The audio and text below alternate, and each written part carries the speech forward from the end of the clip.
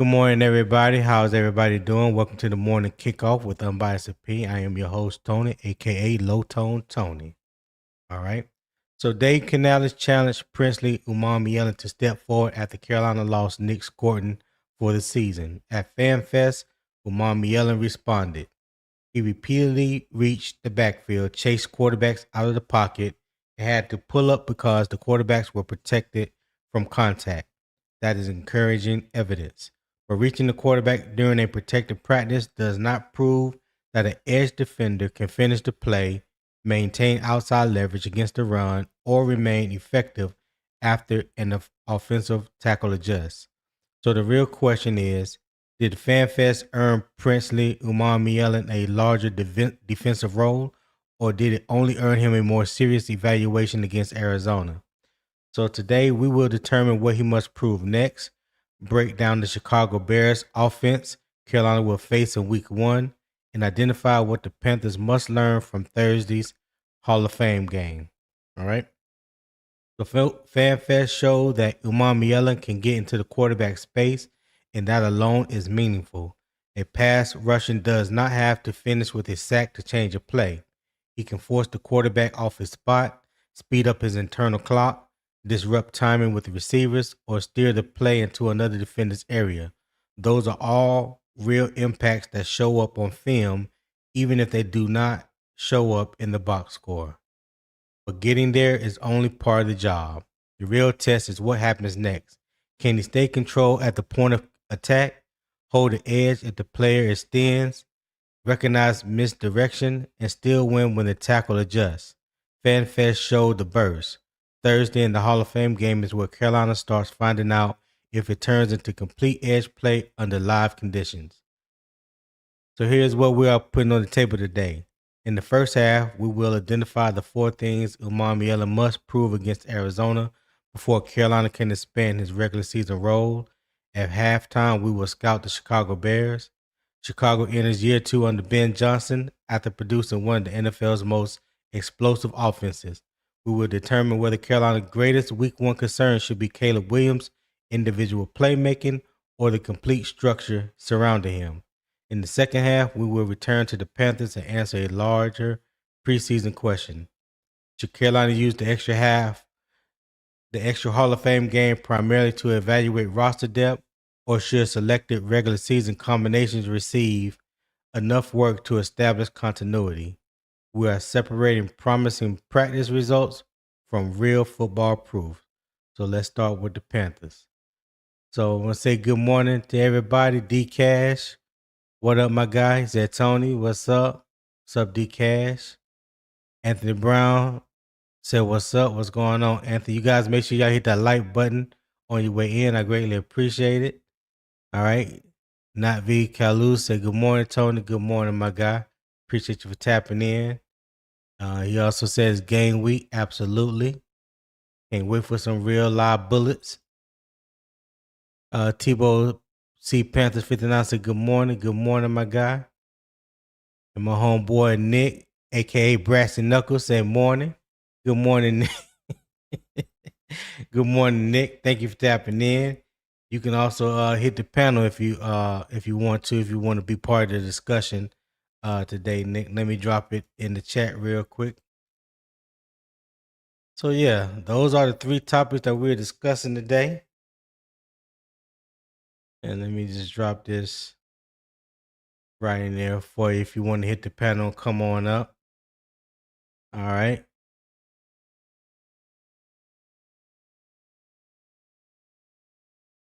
Where'd that go?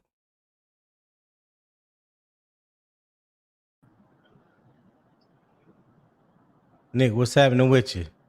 Nothing much. How you doing? Man, I can't call it. How you feeling this Monday, man? How was your weekend? Everything go good? I mean, yeah, everything went fine. Fan fest. Now I'm on my way to work. A little bit later than I usually would be, but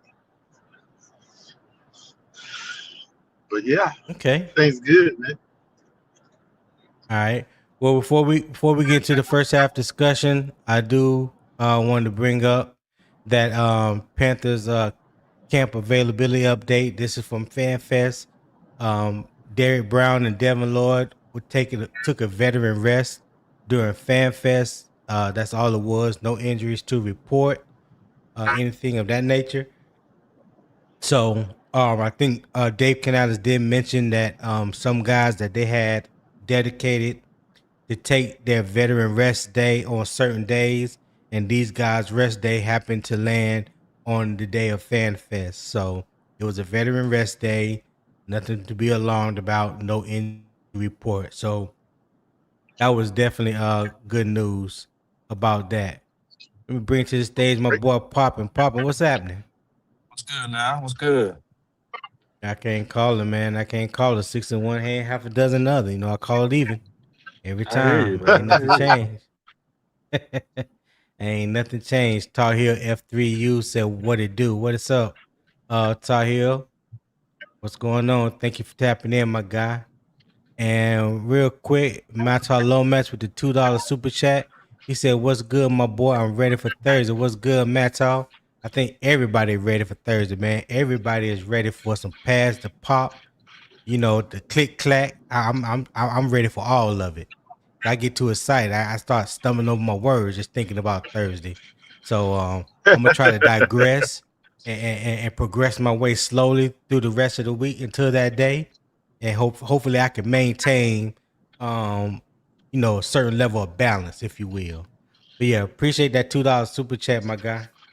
Make sure you hit that like button on your way in as well. So yes, that was the quick injury report. All right. So now we're gonna get into Princely Umanmielen. All right. So here's the facts first. With Scourton out for the season, Carolina needs additional production from its edge rotation. The Panthers added Jalen Phillips during the offseason. Patrick Jones, a second, returned healthy, and Umanmielen entered his second NFL season as one of the players expected to take another step. Canales challenged Umanmielen to become the player the defense needed following Scourton's injury. Canales also said Umanmielen had been playing faster since the beginning of camp and had consistently pursued the football across the field. All right. At Fan Fest, Panthers.com observed Umanmielen in the backfield repeatedly, flushing quarterbacks and pulling up before contact because of their no contact jerseys. So the context is there are three separate parts of pass rush production. All right. Did the defender win the initial matchup? Meaning, did he defeat the tackle or gain access to the quarterback space? FanFest provided encouraging evidence there. All right. Did the rush affect the quarterback? Did the pressure change the quarterback's timing, feet, or decision? Pressure can still be successful when it forces an early throw, a check down, a scramble, a broken route progression, a movement towards another rusher. Did the defender complete the play? Did the pressure become a sack, a quarterback hit, a forced incompletion, a holding penalty, a turnover opportunity, a teammate's cleanup sack? FanFest could not completely answer the third question because the quarterbacks could not be tackled. That is what makes Thursday important. All right. So what we have here, Princely Umanmielen, what must translate? What must translate? So I got 4 things here that I feel that needs to translate come Thursday. So number 1 is finish pressures, sacks, hits, rush throws, turn access into results. Number 2 is set the edge, outside leverage, run discipline, don't open the perimeter, right? Number 3 is show a counter, inside move, power, hand use, win after the tackle adjusts. And number 4, let me remove the chat for a minute. Effort is just repeatability. The effort, the technique, multiple series, sustain the performance. Is it something that you can consistently do over and over and over again? I think that is what's going to be the final judgment when you judge his dependability and what he could possibly bring to the defense this year. So, Nick, I go with you first. When you look at the 4 things here that must translate, what order would you recommend? Give me your What top order two. would I rank? Let's start with that. Give me your top two. What are the top two things that must translate for Princely come Thursday? In no particular order, I'm going to say finishing the pressure and setting the edge. Finish the pressure and setting the edge. Yes. Okay. Well, why you go with finish the pressures? I mean, because no matter how the pressure turns out, when I think of finishing the pressure, I'm thinking of maybe getting the guy to move off his spot I mean, obviously getting the sack is a great thing, but I don't look at it as the only thing of finishing the pressure, because you can force him into one of your teammates. That's still finishing the pressure in my eyes.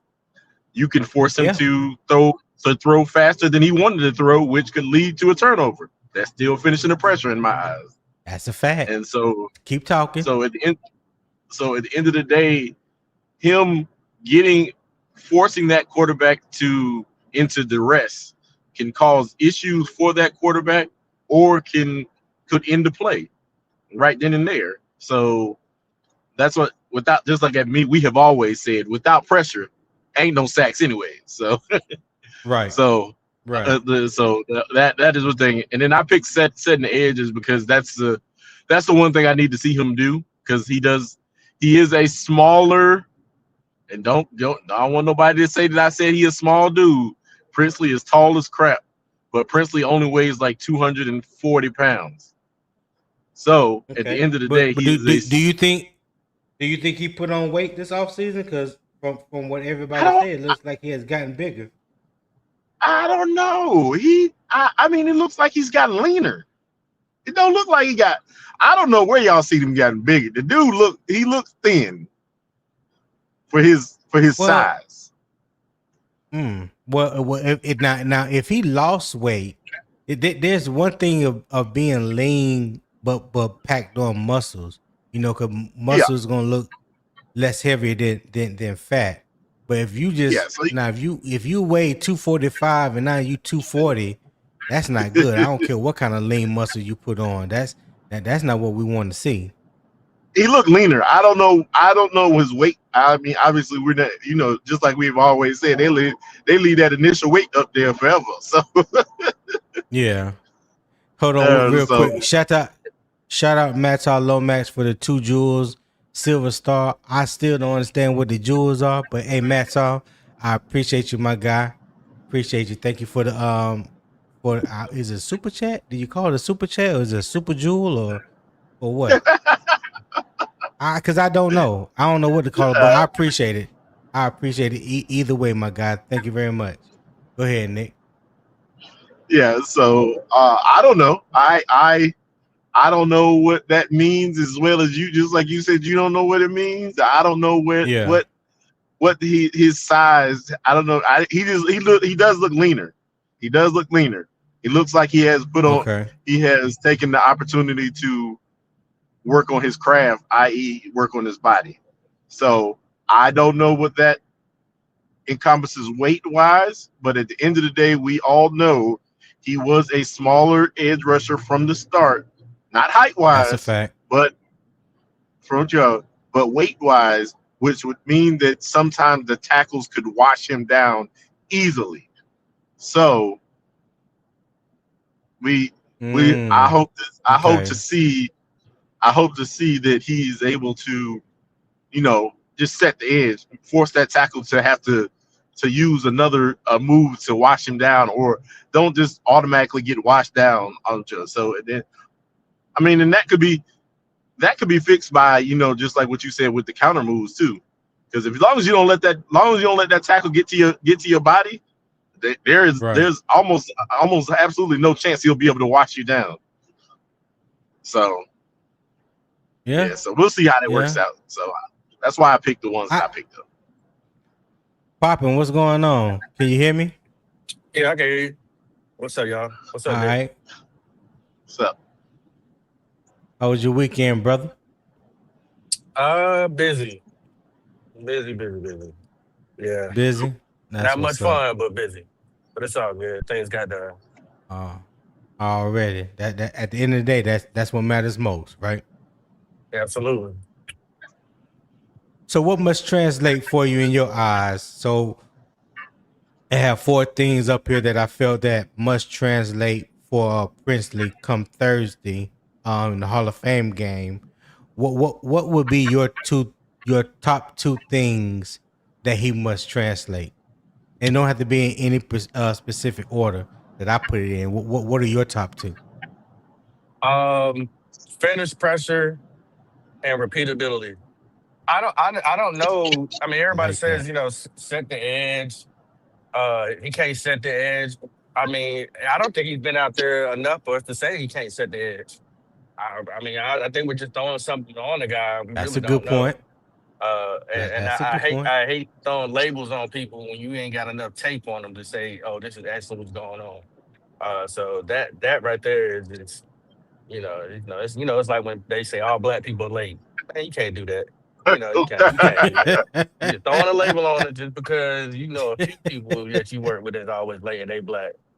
So yeah, the stigma, the stereotypes.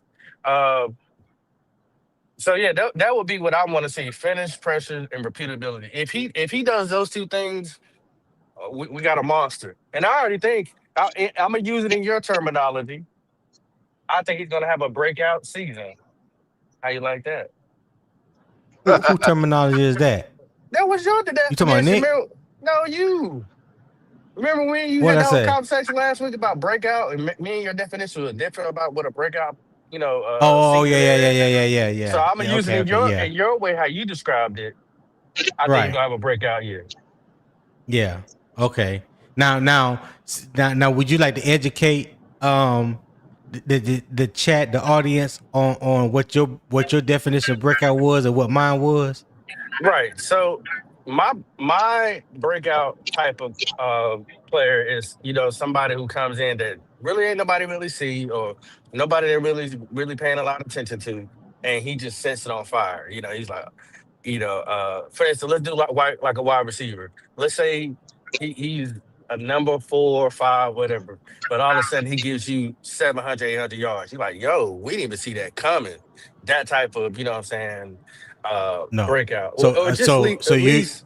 you're giving my definition first. I'm waiting for you to get to your definition because No, no, that wasn't your initial definition, sir. your definition was doing better than the previous year.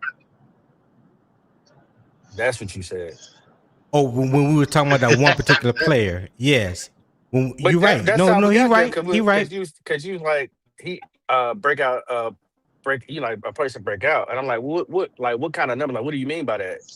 Because I Right. mean, I'm looking at, So at it like a person who's just like he sets a pretty doggone good bar. I'm not saying superstar, but I'm yeah, saying like he puts you on notice. Like, okay, we might got something. Now you just wonder, can he yeah. do it 2 years in a row? So since Princeton has So had to do anything, this could right, technically be a breakout year. He gives me 6 sacks, right, 7 sacks. Oh, we working with something. right, right. Hit Okay. All that right. Because notification. just for y'all that don't know, we were arguing about Excel and what the breakout looks like regarding Excel, and then we went into further explanations. Me and Poppin. So that's what we're talking about. That's Was it where this XL or conversation. Coker? Well, it was kind of like both of them. It was kind of like both of them. You were talking about well, we were talking about both of them. Yeah, basically we were Right, talking about right. both of them. Because I Yeah, think we was kind of like yeah, saying like, I think my argument was Coker isn't a number 2 on anybody else's team in the NFL if you compare the numbers to other number 2 wide receivers in the NFL. And mm, but Thank I you. understand, but Thank he's a you. number 2 on the Carolina Panthers. So I just thank try to you, like put it in thank you. context, like, hey guys, don't get too horny. Like if you take his numbers, 400 yards is not a number 2 nowhere else that you look at it in the NFL. But if All we're right, gonna if I have to play my Pantherism, he is our number 2. So I'm not trying to disregard him. But if he's gonna break out, I need something upward north of 700, 800 yards to be a number 2. right, And that's just the bare minimum for number 2. Y'all can go fact check me what the number 2 numbers look like. So that's what me and Thank Tony was you. like discussing. Well, I got my head chopped off for saying them exact same words. Well, I'm not about to go down that rabbit hole because that's gonna change the topic of discussion. But what I will say, I understand where Poppin was coming from. We both stated our opinions. Had a good conversation, had a good debate back and forth. And yeah, I know what I've heard where everybody stands when it comes to Xavier Legette, Jonathan Coker, who did what. Okay, cool. I got all that. Sooner than later, starting Thursday. Well, probably not starting Thursday for those gentlemen, but the first preseason game. We in that point of the season now where all that we have talked about will come to fruition for somebody. All right. Yep. Somebody's gonna have a breakout year. Somebody's gonna have a better year than they had last year.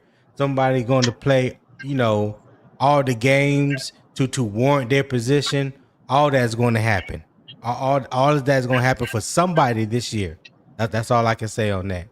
But I do like what you said about number 4, though, when it comes to Princely Umanmielen, the repeatability. And that's something that you don't hear a lot of people talk about often enough. It's one thing to do something one, maybe 2 plays in a row. But can you be consistent throughout the game? Can you be consistent week to week?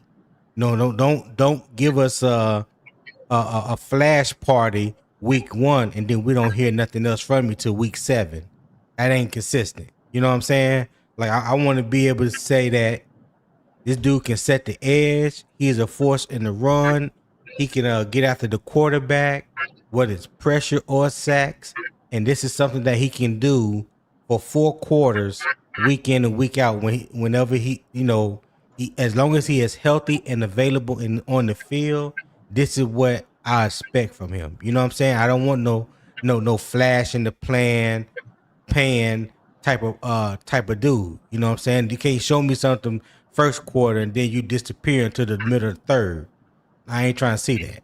Like that's not consistency. That's not repeatability. Repeatability. What is your effort like for all 4 quarters? When you get tired, can you resort back to your technique? Can you let your technique be your crutch? And can you sustain the performance? You know what I'm saying? All 4 quarters. As long as you're on the field. So yeah, that means a lot. That means a lot. Because repeatability is what you want to see 1 through 3. You want to see 1, 2, and 3 become 4 consistently. Yeah. That's how I feel about that. So I wasn't there. Nic, you was at Fan Fest. What did you see from Princely during the Fan Fest? And I know this was a controlled scrimmage, so I'm not trying to get nobody hopes up or anything like that, but he was mentioned, so I'm just curious as to what you had, what you saw. Yeah, he was chasing the quarterbacks most of the ones where you saw the quarterbacks like they got out on the run. That was Princely that forced them to get out on the run. So, and then obviously, obviously we're not gonna see no finish here. He's not even putting in he shouldn't be putting in 100% effort because he doesn't want to accidentally hit the quarterback. I think he learned his lesson from that last year. So he's chasing them enough that they got to run. They got to run from him, and then he's pulling up and saying, "All right, you can go ahead and throw the ball now." Right. So at the end of the day, we already know we're not gonna see it until we go up against somebody else quarterback and he's all right with hitting them. Right. That's why Thursday we shall see. See. He should have opportunities because I don't remember who's the backup quarterback in Arizona. I know Jacoby Brissett is the starter, so he probably won't play that game. I can't remember who's the backup in Arizona. Who? Carson Beck. Carson Beck? Yeah, they drafted Carson back. Yeah. Is he the number 2 or number 3? I don't know. I don't know if there's anybody else there. No, they have more. They have more than two quarterbacks. Yeah, somebody look that up for me right now. Who's the other quarterbacks on Arizona roster for Thursday? Or a training camp for them. I know they just don't have 2. Oh, Gardner Minshew. DK said Gardner Minshew. That's okay. That's what I thought. Okay. All right. So he gets opportunity against a veteran quarterback in that game. As long as Gardner Minshew plays more than a couple series. And we'll see what he can do with a veteran proven quarterback in the backfield as opposed to Carson Beck his first time out. I'd rather see him against the veteran. Yeah. Yeah, makes sense. I don't know if you will though. I actually think this might be the opportunity to get the jitters out for Carson Beck. See what he can actually do. I don't know. Okay. Shout out to Matal Lomax again for the 10 jewels gold coin. Hey, appreciate that, Matal. Really appreciate them jewels. Don't know what they are, but I appreciate them. Yeah.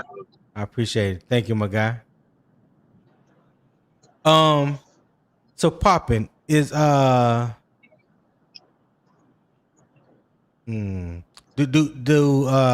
Umanmielen arrive early enough to disrupt the primary read? You think you because we hear a lot about his first step. I believe he will. I believe he can. And the man. See, I think it's a perfect mix. I mean, if you give me Princely, you got Lee Hunter, Derek Brown, and Phillips. Now, I would like Vita Vea there, but anyway, that's another subject. You have somebody, on the strong side and the weak side, creating pressure, applying pressure, or however you want to do, switch it up. Creating pressure, applying pressure on the other side. This could be a very dynamic duo of edge rushers coming at you in so many different ways. And so with Princely being there, not taking anything from Pat Jones, because I love Pat Jones' motor. Princely is just right. I want them to use him to do his job. Don't have us sitting here like, oh man, in preseason or in practice, you letting him just go after it, and then when the game starts, you're toning him back. Like how people say, they hold Bryce back. Don't hold Princely back. Let him go get the quarterback. Let him go get it. Right. So right. Yeah, but do you think that's true that they holding them back? Like what does that mean?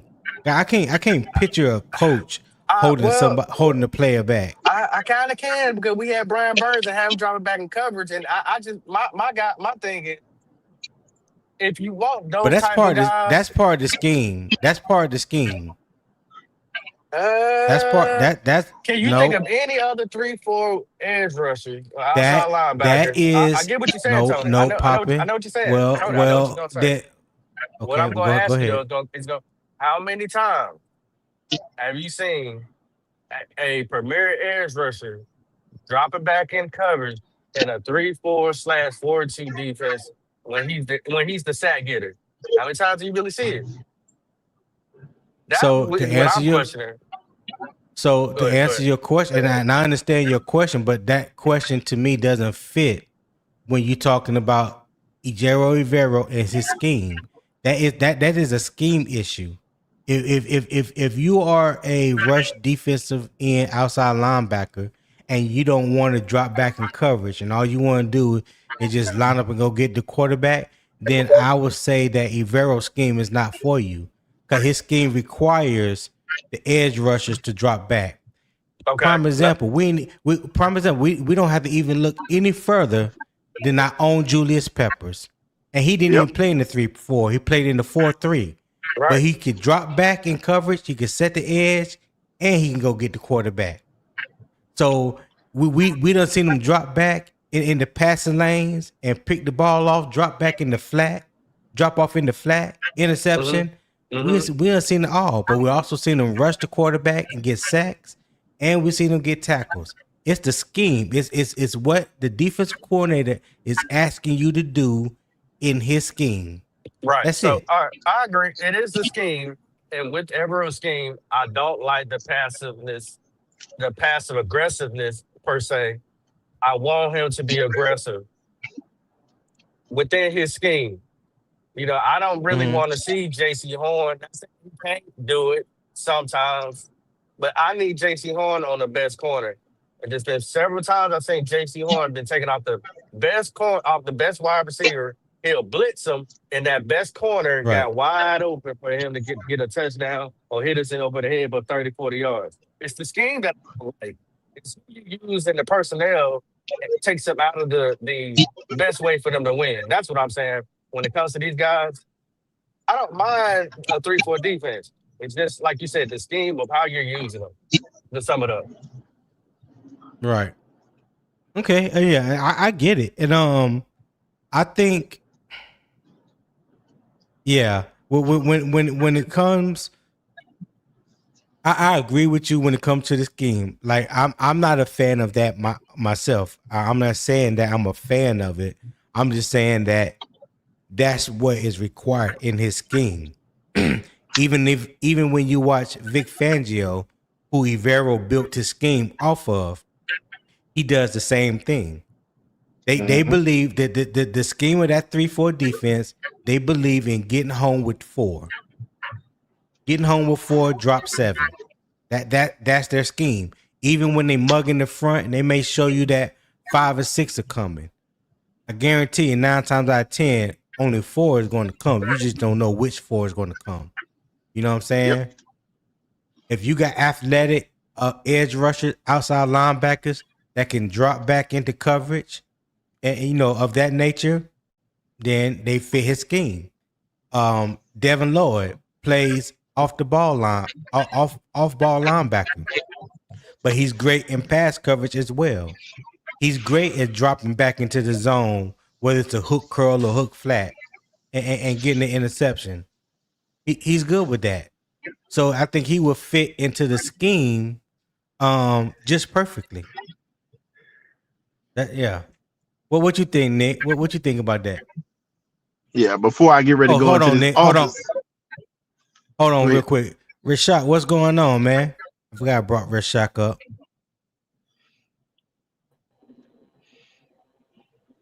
Rashad, what's up? Do? What it do, man? What it do? What's good, Tom? Pop. We can't call him, man. Talk to me. Do with your boy. What up, Rashad? Shit. Talk to us, Rashad. What's up? What? Shit. What y'all was just talking about? I ain't gonna lie, like, tell him, Tony. Yeah. I can't stop damn laughing. I'm trying to, Poppy. Now we were just talking about the 3-4 scheme and how in Avero's scheme, Poppin was saying he don't really like that the outside linebackers, edge rushers are dropping back in the scheme.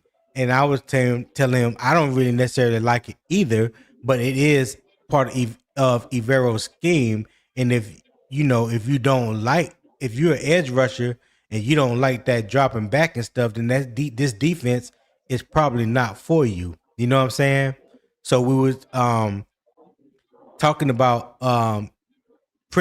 Umanmielen being able to get home to the quarterback, and will he be allowed to do what he do best, which is rush the quarterback as opposed to dropping back in coverage. And I think Poppin made a comment about him being held back, and I don't look at it as being held back. I look at it as part of the scheme that every edge rusher that plays for Evero is going to be asked to do the same thing, the same similar thing. What you think? Talking about like having them go off in zone coverage and stuff like that. Yeah, fall back. Whether it's whether it's a hook curl or in the flat or anything like that. Yeah. So basically, Poppin is saying that he think Evero's defense is holding Princely back because he's dropping them off in coverage and not just like rushing them. I'm He saying it used them as could. a pure Yeah, yeah it could possibly look like that because if we're going off of what we've seen in practice and things of that nature, and he's letting them go after the quarterback. Now, I was saying, hey, don't draw him back. The season start, and then he's not getting the opportunity to get after the quarterback. You just got him dropping back in coverage. I'm not really a fan of that. I just like to use the personnel at what they're good at. I mean, I get it. You're gonna have yeah to, and it should be somewhere between 6 to 8%. Any more further than that is a little excessive. yeah So yeah. Like why do you say that? I just was thinking about on the times where it was Brian Burns. It would be like a 3rd and 15 or something like that, or a 3rd and 12, and he had Brian Burns in coverage. I'm like, damn, why you ain't just rush the dude? Like, there you but I go. mean, I don't know. that's the way he calls his defense. Yeah, like Tom said, man, in Evero's defense, he gonna put y'all in those coverage, zone coverage schemes. You gonna have to cover somebody. But I mean, I ain't gonna say he could hold them back by doing that, but I don't think that would necessarily hold them back. If you're good enough, you can get to the quarterback. You gonna get to the quarterback. But Right. yeah, Hold on, but yeah. real quick. Shout out Metal Lomax for the 10 jewels again. Hey, greatly appreciate that, my guy. Thank you so much. That means a lot to the show. We greatly appreciate it. All right, go ahead, finish what you're saying, Rashad. Oh, I would done. I would just say, yeah. I mean, if he could like that, I don't think he put them in coverage enough, but you can say it can hold them back. If you good enough to get to the quarterback, he's probably. I'm pretty sure he's gonna rush the ball more than he's gonna be in coverage. So, if he's good enough, he'll get to the quarterback. But that's all I have to say. If he's good enough, he'll get to the quarterback. All right. Hey, shout out to Commander 3 divided by 36. He said, "What up, completely biased." What up, my guy? What's going on, man? Hey, hit the panel, man. Hit the panel. Join the discussion. We'll greatly appreciate you. All right. So, Rashad do you believe one finished sack more valuable than several disciplined pressures? Uh, I don't know who was on this show that night. We was talking about this. I don't know if you was on. I think no. I don't think you was on this show that we were talking about this same situation. I compared it to Mm-hmm. boxing, kind of. How if you know you was on that show. Like if you box somebody, how you want to knock them out instead of jabbing him or whatever. How you just want to just go ahead and knock him out. That's what I Yeah. like. I want the sack, to be honest with you. I mean, I like pressures. Pressures are good, but if you got a Josh Allen or if you got like a guy who can get outside the pocket, man, those pressures can only take you too far because if Okay. all they gotta do is get out of that pressure. But when you get them down to that ground, it ain't nothing. The play is over with. There, Okay. you can't fling it up there and get a You lucky catch. None of that. you brought up a great point for this analogy when you talk about sacks versus pressure. So let's talk about boxing for a second. Let's talk about Floyd Money Mayweather. Pound for pound, probably arguably the best boxer of his time, right? So Floyd was 51-0 when he finished boxing. You know how many knockouts Floyd Mayweather had? Probably had like two or three of them. I know. I don't know. I know he It's had more probably than that. I mean, it was probably single digits. So when you look at all the fights that Floyd Mayweather won, and he was 51-0, was it the knockouts you was expecting, or did he add pressure every single round to win those I fights? did. I didn't expect him to knock nobody out. That's one thing about me. I didn't. So hold on. So the pressure that he put on his opponent for 12 rounds got him the victory, right? Not just one knockout. Yep. Okay. All right. So since we're talking about boxing, and you can use any boxer that was known to be a Mike Tyson. I don't know how many knockouts Mike had in his career. Let's say 45. Let's say he had 45 total knockouts, and there's 12 rounds. There's 12 rounds each fight, right? There's 12 rounds each fight. So what's that? 500 and let's say close to 600 rounds. So out of those 600 rounds, he probably knocked somebody down. Let's say 50 times. I don't know, because normally he knock you down one time, you ain't getting back out. Okay. You ain't getting back up. I'm gonna let you go now. I want to say one thing. You gotta think about the fear factor too now. There's also a fear factor. Mental game too. When you got a guy like Mike Tyson compared to a guy like Floyd, that mental game is real. When you see a guy like Tyson in front of you, it's like, oh, whew. You know, that pressure may turn into a sack, because a guy like Peyton Manning, he going to the ground. You know what I'm saying?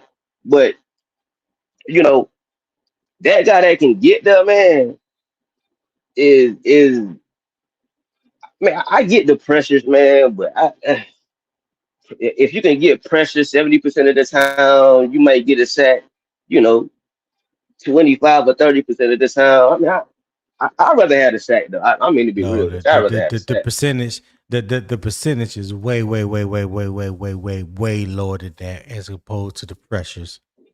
Way lower than that. Don't even put it up that high. Don't even set that up like that. The pressures is probably less than 10. I mean, the sacks are probably less than 10% when you can look at it from game to game. Pressure versus sacks.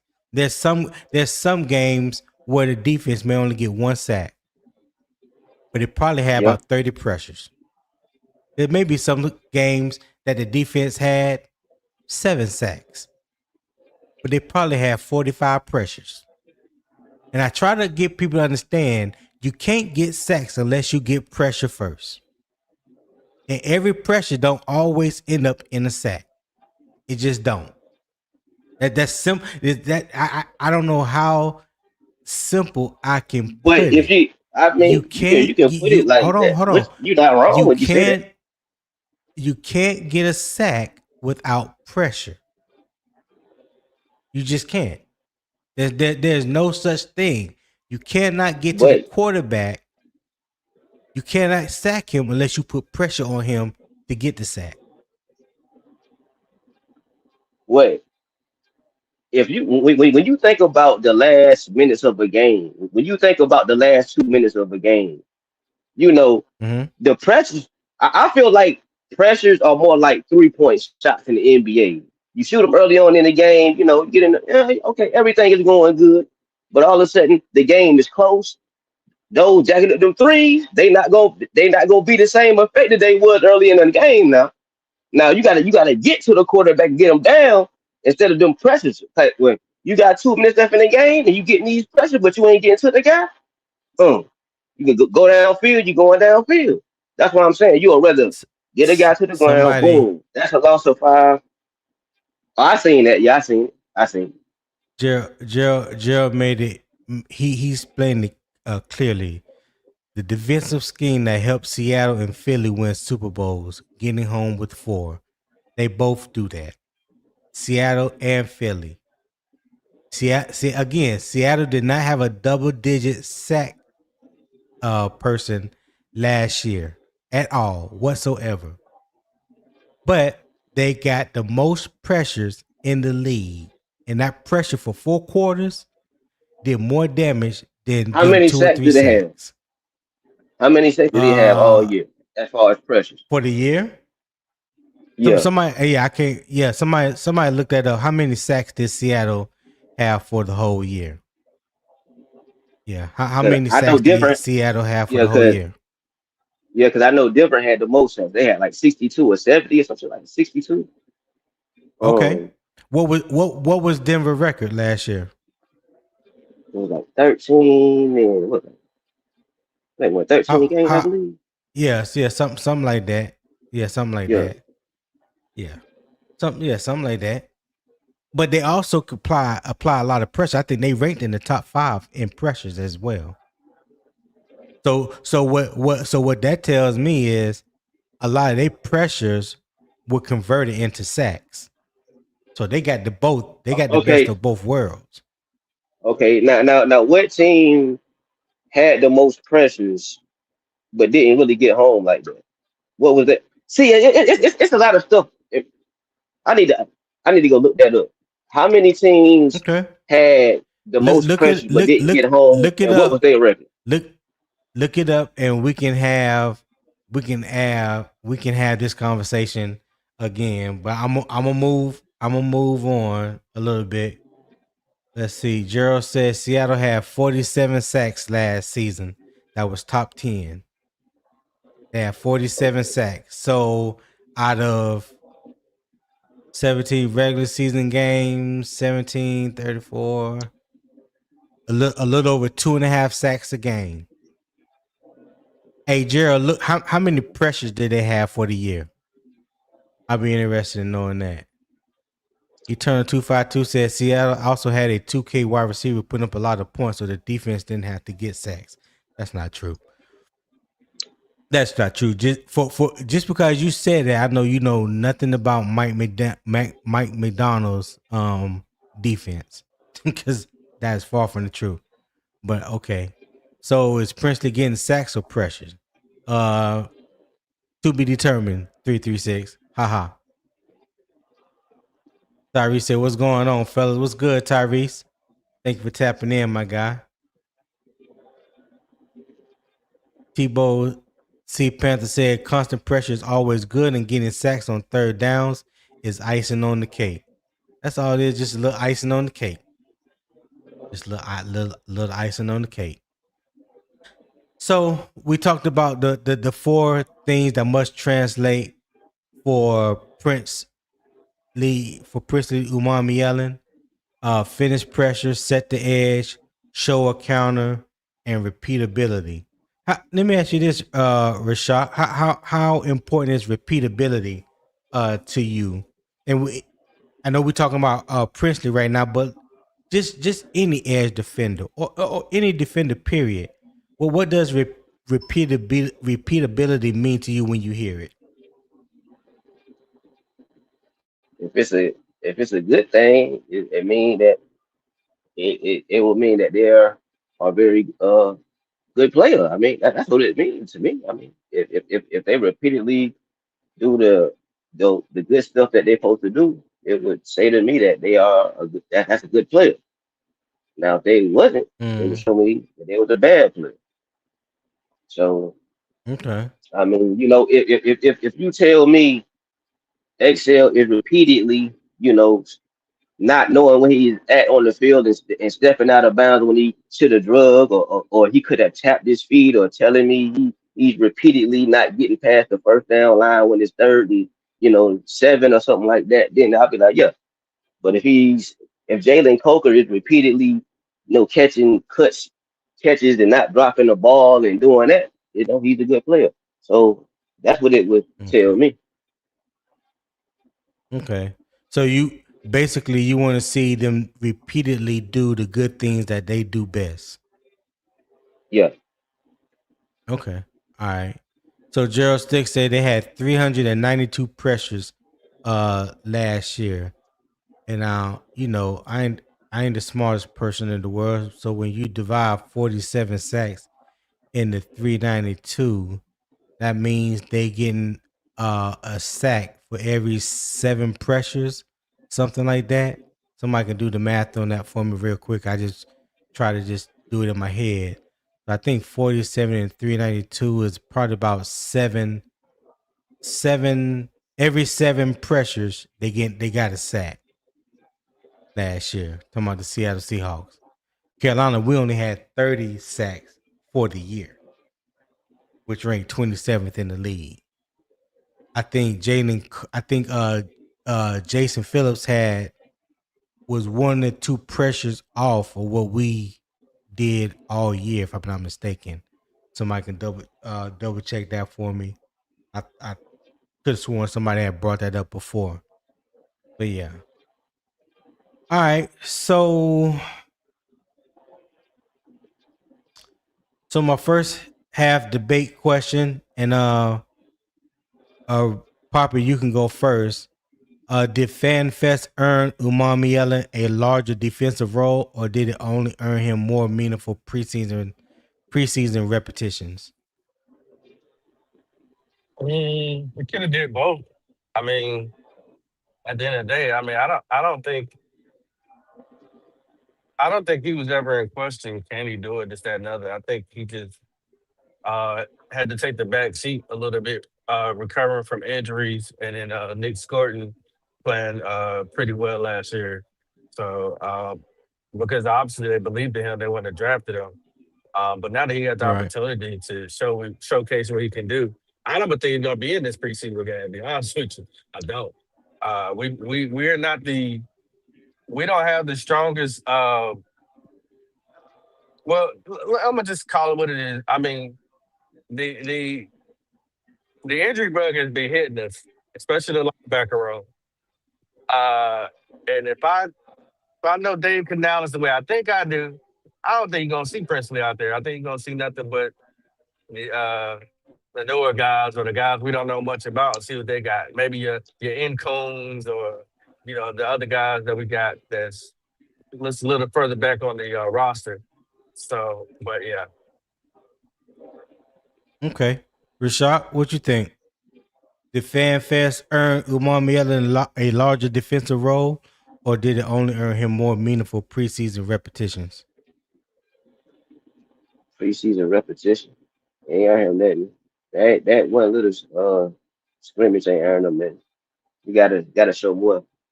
You gotta do it all throughout training camp, every preseason.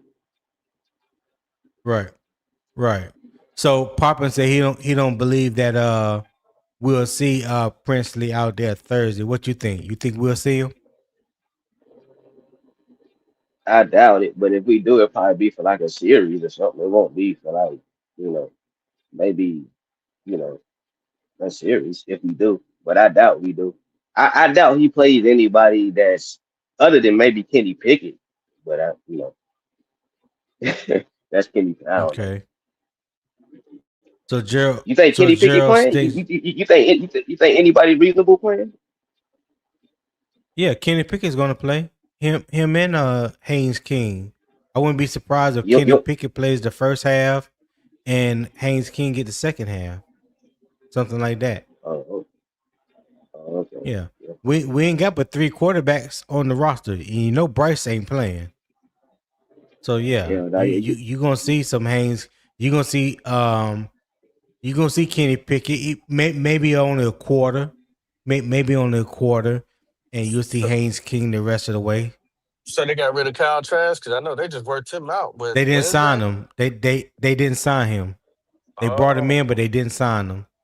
And what about the other guy? Who? The one that played in the UFL league or whatever. We had him here before. Jack Plummer? Howard's favorite, Jack Plummer. He wasn't brought back. Oh, I thought I seen something. All right, never mind. No, no, hell no. What part of the CFL or something? Jack Plummer played in the UFL last year. What's the UFL? The United Football League or something? What's that? Yep, exactly. Hey, Gerald Stick said Seattle had 1 sack every 8.3 pressures. 1 sack every 8.3 pressures. Yep. So it's an 8-to-1 ratio. That was an 8-to-1 ratio for them. They got home. They got pressure 8.3 times. The next one was a sack. Yes. Yeah. Eternal said Princely will be behind Pat Jones in real season unless he has a James Pierce type season. All right, Eternal. And CJ said the Unwanted Football League. All right. Appreciate you guys tapping in. Make sure y'all hit that like button. I greatly appreciate it. Greatly appreciate it.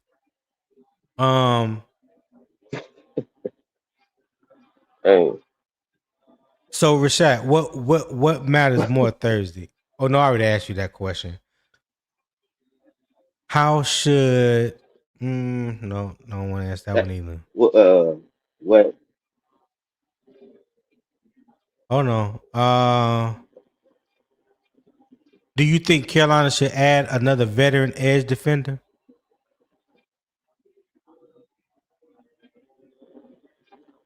Rashad? At first I said yes. You hear me? Yeah, I hear you. You hear me? Oh yeah, okay. I was about to say at first I was like yes when I first heard this question. And then I started thinking about it and I said, you know what? I would just stick with what we have right now, see what happens. And then by the time we get into the regular season, then we can see if we want to pick up one of those guys. Because I know a lot of those guys don't even want to go through training camp anyway. So a lot of those guys probably wait until like halfway through so they can sign when things start to wind down. But you Yeah. know, if I did have to get one guy, the one guy I do see is Hassan. I wouldn't mind signing him, but it all depends Oh, on what he Hassan want Reddick. and how much you want and if you want to be a starter. Yeah, Hassan. He's probably like one of Gotcha. the only guys the only vets that I see that's a free agent that I look at like, okay, I wouldn't mind him. But the other guys kind of like, no, I'd rather stick with the guys we have. But he's probably like the only one I see that I look at like, yeah, if we sign him, I'll be straight with that. But I Okay. don't think we Poppin', what you need got? to. But Oh, I wouldn't mind him. You know what I mean? right. Poppin', what you got? I mean, it wouldn't hurt to sign another guy. I mean, we got that guy from Duke, I believe. Heard he's got a lot of potential. It Oh, really Aaron depends. Hall. Aaron Hall. I'm keeping my eye out on him because I'm hearing some good stuff. Uh, But is he an edge? I think he's a more of a 3 technique. I don't believe he's an edge defender. well, we'll see. Hey, you know, they say they like guys that can do multiple things. So I don't know. I don't know. We'll see. I believe he's a three tech too, but Yeah. sometimes I don't understand the things they do. It wouldn't hurt. I mean, especially because of what's been going down lately. I mean, I won't be mad at it.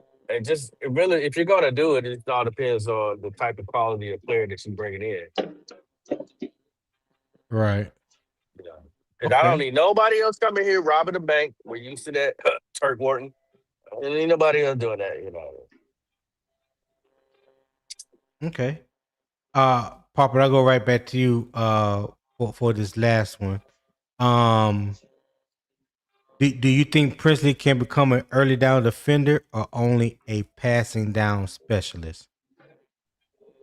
Or from what you have seen thus far, do you think he can be a early down defender or just a passing down specialist?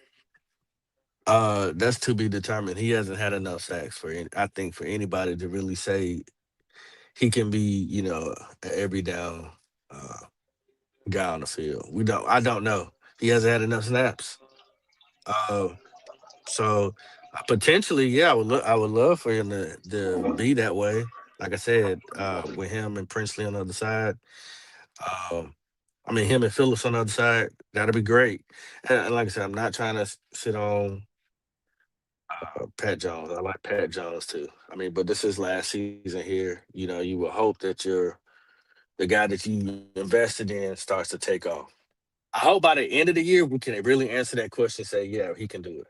That's what I really hope. Hmm. Okay. All right.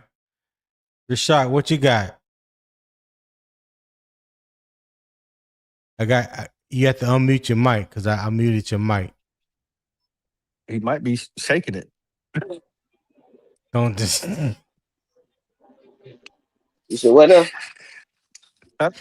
Oh God.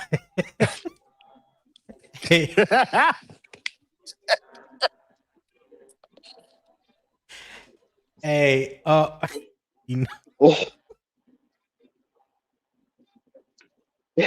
hey, Papa just wanted to make sure, man, you don't Man, shake all the dew off the lily, man. That's all. That's what Papa wanted to That's know. it, man. Make sure you aim straight. Yeah. We yeah, didn't want to oh hear all wow. that. We didn't want to hear all that, Rashak, so I had to mute you, dog. Oh, what? Huh? Oh, damn. Okay. Hold on. Man, because he was live. Hey, Rashak. Nah. Yeah. Go ahead. Well, you must have got a major. You sound like you got a major delay. It's probably a little bit delayed. I think it's a little bit delayed because like whenever you say something, it's like I hear you. But then when I respond, it's like you ain't hear me. That like, you hear me? Then you be like, yeah, I heard you. I be like, okay. So the But I hear question you. was, can Princely become an early down defender or only a passing down specialist? What say you? I think right now I'm gonna give him that specialist role right now. And until he become one every down, I mean I think he can, but I don't know if it's gonna be right now. I don't know if it's gonna be this year. So right now I'm gonna put him at the specialty guy right now.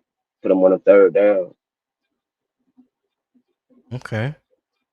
All right. So What's your answer we're on that, going Tony? what? What you think he The can same do? question? Oh, for me? Yeah. I think there's some things. No, let me say it. Let me say it this way. I don't think we have seen enough action from him to determine whether or not he can be a 3-down player. You know what I'm saying? I knew what he can do when he was at Ole Miss. You know what I'm saying? I thought he set the edge pretty good. He definitely got a multitude of moves in his toolbox when it comes to rushing the quarterback and getting to the quarterback. He got a hell of a first step. But for on the NFL level, you know, when you talk about weighing 240, 245, I mean that was Brian Burns' weight when he came into the league out of Florida State. And one of the things that we said about Brian Burns, he can't set the edge. And it wasn't until he put on weight, you know, over the next 3 or 4 years where you saw him become better at setting the edge. You know, we knew the pass rush skills was there. That was there from day one, right? So maybe that's what they see from Princely so far. Because in this defense, because they only rush for majority of the time, those edge defenders have to be able to set the edge. You have to be able to set the edge as well as rush. So if you just a one trick pony, then that would explain why Nic Scourton was in the lineup over Princely. You know what I'm saying? So I hope he becomes better at that. And because I believe that him and Nick are the future when it comes to edge rushers for us. I believe they are the future. Yeah. Broski, you might as well come Yep. on and hit the panel, my guy. We're about to talk about your favorite subject. You are right on time. He said, I doubt Princely and Pat Jones play in the Hall of Fame game. Okay. Hit that like button on your way up. Let me drop the link for you again, my friend, so we can have this discussion about your Chicago Bears. I told you I was going to have this for you today. Man of my word. And you are right on time, my friend. Right on time. All right, so we're going to transition to the halftime. the discipline Carolina needs from its edge rushers, from its edge defenders, will matter immediately when the regular season begins. The Panthers host Caleb Williams and the Chicago Bears in Week 1 on Sunday, September 13th. Chicago is entering its second season in Ben Johnson's system. That offense already proved it could create points, explosive plays, and late game comebacks. The question now is whether greater familiarity makes Williams and the Bears even more difficult to defend. All right. So let me go ahead and throw this banner up there. The opponent spotlight today is the Chicago Bears. All right. And let me move on to my next slide. So is Caleb Williams or Chicago's offensive structure the biggest threat? So here's the facts first. In Ben Johnson's first year as Chicago's head coach, the Bears won the NFC North and defeated Green Bay in the playoffs. Chicago's offense ranked sixth in total yards, scored the third most points in franchise history, and produced the NFL's second most explosive plays. Caleb Williams set a Bears single season record with 3,942 passing yards, throwing 27 touchdowns against 7 interceptions while helping Chicago win 7 games it trailed in the final 2 minutes. The offense returned key weapons including Rome Odunze, Luther Burden III, Colson Loveland, and Cole Kmet, giving Williams strong continuity in the passing game. During the July 31st practice, Williams led a 2-minute touchdown drive, including 3 completions to Loveland and a 14-yard score, addressing Chicago's 27th ranked end-of-half scoring efficiency from last season. All right. So the context is the most dangerous versions of Williams may not be the quarterback scrambling around and rescuing broken plays. It may be the quarterback who understands the offense well enough that the play does not break down. A second season in the same system can improve protection, communication, and pre-snap identification, route timing and receiver landmarks, quarterback anticipation and situational execution, play sequencing and overall offensive rhythm, faster decisions with less hesitation before the snap. Chicago's continuity can remove hesitation. All right. So got 4 things here on the board. Let's see. The Bears last season with 3rd in rushing, 10th in passing. Okay. Broski, hit the link. Like I said, hit the link. Come on up and have a conversation about your Bears. All right. So 4 things I figure that Carolina must control when Chicago has the ball. As number 1, keep Caleb Williams contained. So you have to control the rush lanes, no easy escape routes. Number 2 is limit the explosive plays, protect the deep field, tackle after the catch. Number 3 is win early down, stop the run, force 3rd and long. And number 4, defend the 2-minute offense, communications, substitutions, and finish the half. All right. So, Rashad, you can go first. So when you see these 4 things that I have here on the screen, 1 through 1, 2, 3, and 4, which one stands out to you the most that Carolina must do in order to control the game against the Bears? I'm gonna say, I'm gonna say 3. Stop the run, force 3rd and long. I think that's what we got to do because Which as you said number good as 3? Caleb, yeah, as good as Caleb Williams was this year, he still had some accuracy struggles. And he still had an extra weapon in DJ Moore. He couldn't get the ball to DJ Moore. DJ Moore got frustrated last year. I know this is his second year, but I think this year he's still learning, and I think they're gonna pretty much they're gonna be a run heavy team, and I believe we can stop the run. I believe we're built to Okay. stop the run this year. If everybody stay healthy, I believe we built to stop the run this year. So it's going to force him to throw the ball, and we have, you know, like at least a top 10 cornerback duo coming off of last year. So I think we will. I think number three is what we need to do to win this game versus Chicago. So do you believe that Carolina has the front to control Chicago's offensive line?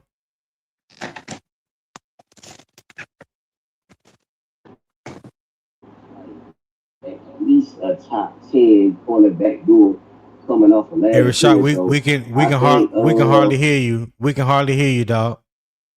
I don't know what you on right now, but we can't even hardly hear you. So I'll come back to you. I'll come back to you on that one. Driver, what's going on, driver? What it do? What it do, baby? Oh How was your man, weekend? yeah. Oh man, I ain't shit, man. Number working, man. Number working for real. Nothing but where I feel you. I feel you. Man, you gotta make Yeah, a man. dollar. Gotta Man, make gotta make a some, dollar. man. God Yeah. damn. So listen, we talking Man. about the Chicago Bears, especially when they're on offense, and what Carolina must do to control them. So I have one is keep Williams contained, two limit explosive plays, three win the early downs, and the four defend 2-minute offense. So out of those four, which one would you say is the most important for Carolina to control the game? Limited explosive plays, man. So I mean, we could do that. Shit, we good. Yeah. So I mean, I think this You said what limited year what? explosive plays.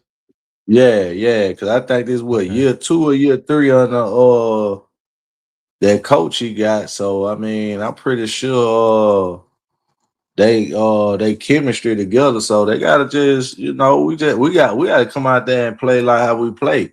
We playing at home, so we limiting explosive game. I mean plays and controlling the line of scrimmage. I mean, I'm pretty certain that we're gonna pull this game out, man. I don't really have like I say, it's really not much you could really do until we could see the who gonna be available. But at this point, I think we gotta limit them to explosive plays. Yeah. Okay. So, do you think Carolina linebackers can handle Colston Loveland and Cole Kmet, their tight ends? Oh, I'm not certain yet. You know what I'm saying? I think when you say handle, you mean that's kind of a tough question because I don't. It's hard to stop a tight end in today's NFL. So, uh, do I think they'll be able to? I say compete with them. I think we could compete, but it's just gonna be hard, man. They coaches are well put together. He know how to put some shit together now. So I'm not gonna sit up here and say we're gonna be able to stop that tight end. Right. Nah, I ain't gonna say that. Nah, I ain't gonna do that. Okay. Real quick before I go to you, Poppy. Hey, we've been in here for an hour and 16 minutes now. If you're enjoying the conversation, enjoying the vibes, enjoying the energy that the morning kickoff with Unbiased Opinion has brought to you this fine Monday morning, show love to the channel. QR codes in the top right. You can scan that. Support the show. I would greatly appreciate it. There's also a pinned comment in the YouTube chat that's pinned at the top. The link to my PayPal as well. So whatever your heart leads you to donate, this morning, hey, but buy a brother a cup of tea and a muffin this morning. I would greatly appreciate that. I really like my tea and muffins first thing in the morning. So, yeah, this definitely will help go towards making the channel better, improving the channel. I'm always constantly thinking of ways to improve it. So, a small donation on your behalf will be greatly appreciated. My daily goal is $25. That's my daily goal. So again, not trying to pay the rent or car note, just trying to, make enough to where I can continue to improve the content for you guys. 5 days a week, 7 a.m. Eastern time. I don't think I've been late not one time thus far. So my attendance is pretty good. I think it's about 100%. So yeah, I greatly appreciate it. No, I haven't. Not one time. But Poppin, Yes, sir. out of these top 4, which one is the most important for you that Carolina must control? Well, I had a question about number 3. Are you talking about our offense win early downs or No, their offense? win the early downs, meaning us stop the run, force and third and long. Just what it says. Okay. This is when Chicago has the ball. Okay. All right. I think we got to win the early down. Yeah. Okay. All right. Because if you win the early downs, you're gonna make them go into the halftime have to restructure their concept of thinking and game plan. Because if you win the early downs, they have to try to do some explosive plays later on. Hopefully, it's because we're playing from leading. Dang, that truck was loud. Sorry. Hopefully, because we're winning. And then they have to try to take deeper shots, which is what I would rather them do, because I believe in our corners. But yeah, that's what I would go with. Win the early downs. Do you believe the Panthers can stop the run without bringing their safety down in the box? It's kind of hard to say because we haven't been good at stopping the run in the past several years. This would be the first test. We got all these new additions that we're have put on the team. That should be their first task that they need to accomplish. And this is a good team to do that against. So right now, I'm gonna say no until I've seen it. So what happens if Chicago stays in manageable down the distance? Oh, they're gonna have to go to that chalkboard and draw something up. I mean, you're gonna lose. You're gonna lose. That means they're eating up the clock. You're not getting the ball. That means your offense is just sitting there, and your defense is being tired. And we've seen plenty of that. So yeah, some gonna have to change. Some have to switch. You got to put your paws on them. I like what you did there. Appreciate it, sir. Hey, driver, same question to you. What happens if Chicago stays in manageable down the distance? I mean, if they controlling the clock, man, I mean, shit, ain't nothing you can do. I mean, this is they're NFL coaches, so I'm pretty sure they could scheme up something, but by watching the Bears play, man, and with the offense they got, man, if they win in that way, man, we like I say, man, we gotta stop the bleeding or we're gonna get smashed either way. You know what I'm saying? So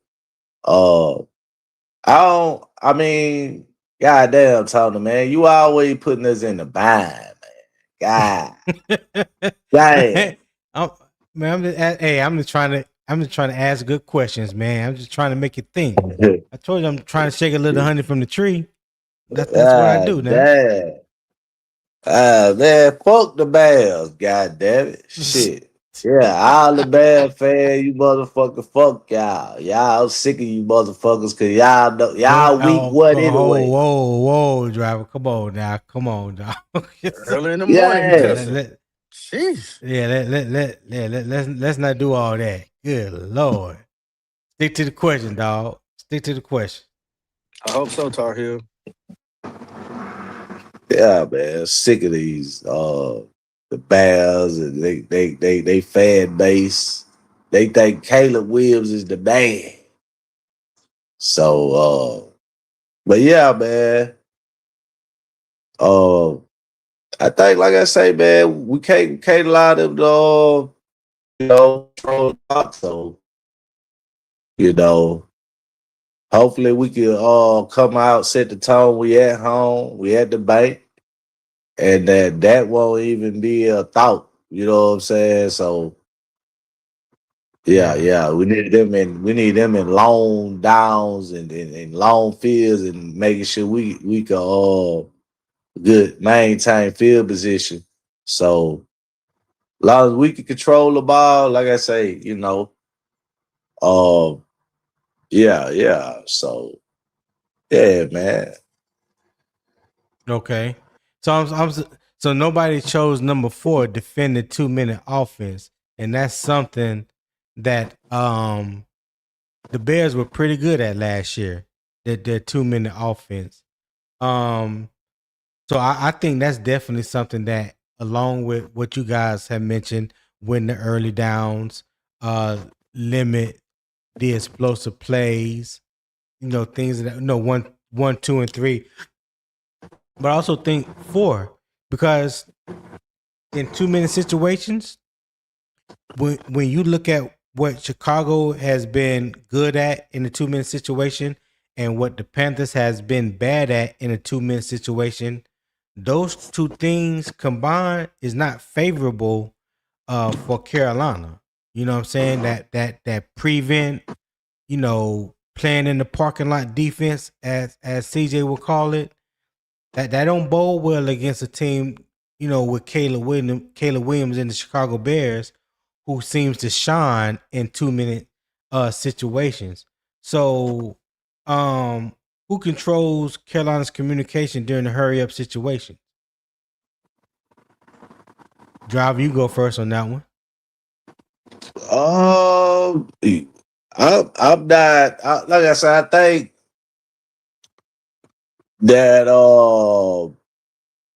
Trevor Wallace gonna end up being the mic. So I think him and the safety, probably get them together. You know what I'm saying? That's what I think. You know what I'm saying? I know Devin Lloyd, he out there, but I don't think they giving him the mic. I think they gonna make him play off ball. Well, he's gonna be off ball, but he's wearing the green dot, so he's calling the defensive plays this season. Whoa. You heard You that sure? from? You sure about that? Yeah, don't say I'm They've already said that. They said that right initially after they signed him. Ivero even talked about that. Dave Canales has talked about that. Yeah, that ain't nothing I'm making up. They said that publicly.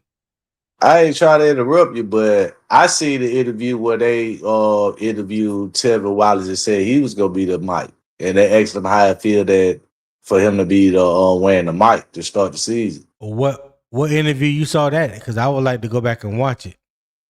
It had to be like at least 2 weeks ago. So he was doing one probably when they had that the first time they met up in the off season. So it might have been like more than 2 weeks, probably about a month ago. Yeah, I just can't. Yeah, but they asked him now. If you find it, let me know. Yeah, I mean they were just asking a question. I'm not sitting up here trying to explain that. Yeah. Yeah, so I all don't I'm know. saying is all I'm saying, Java, is I haven't seen it. If you find it, let me know, because I want to watch it. I want to see it. Yeah. I ain't saying you lying or nothing.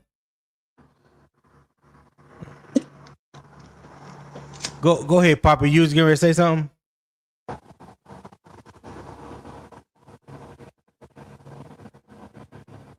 Poppy.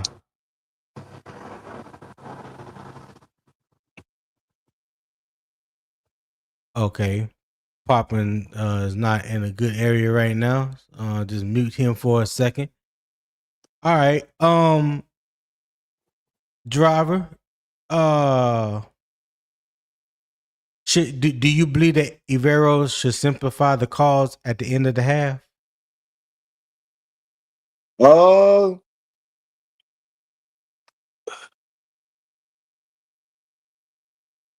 Do I think he should simplify the plays? You say before half? Yeah, should Iveros simplify the calls at the end of the half? Yeah, so it could be at the end of the first half and towards the end of the game. I think, to be honest, I think he actually have been simplifying it, to pretty much. I think it's self-explanatory of what he's doing. I think it just he haven't had the players around, to establish what he was trying to do. You know what I'm saying?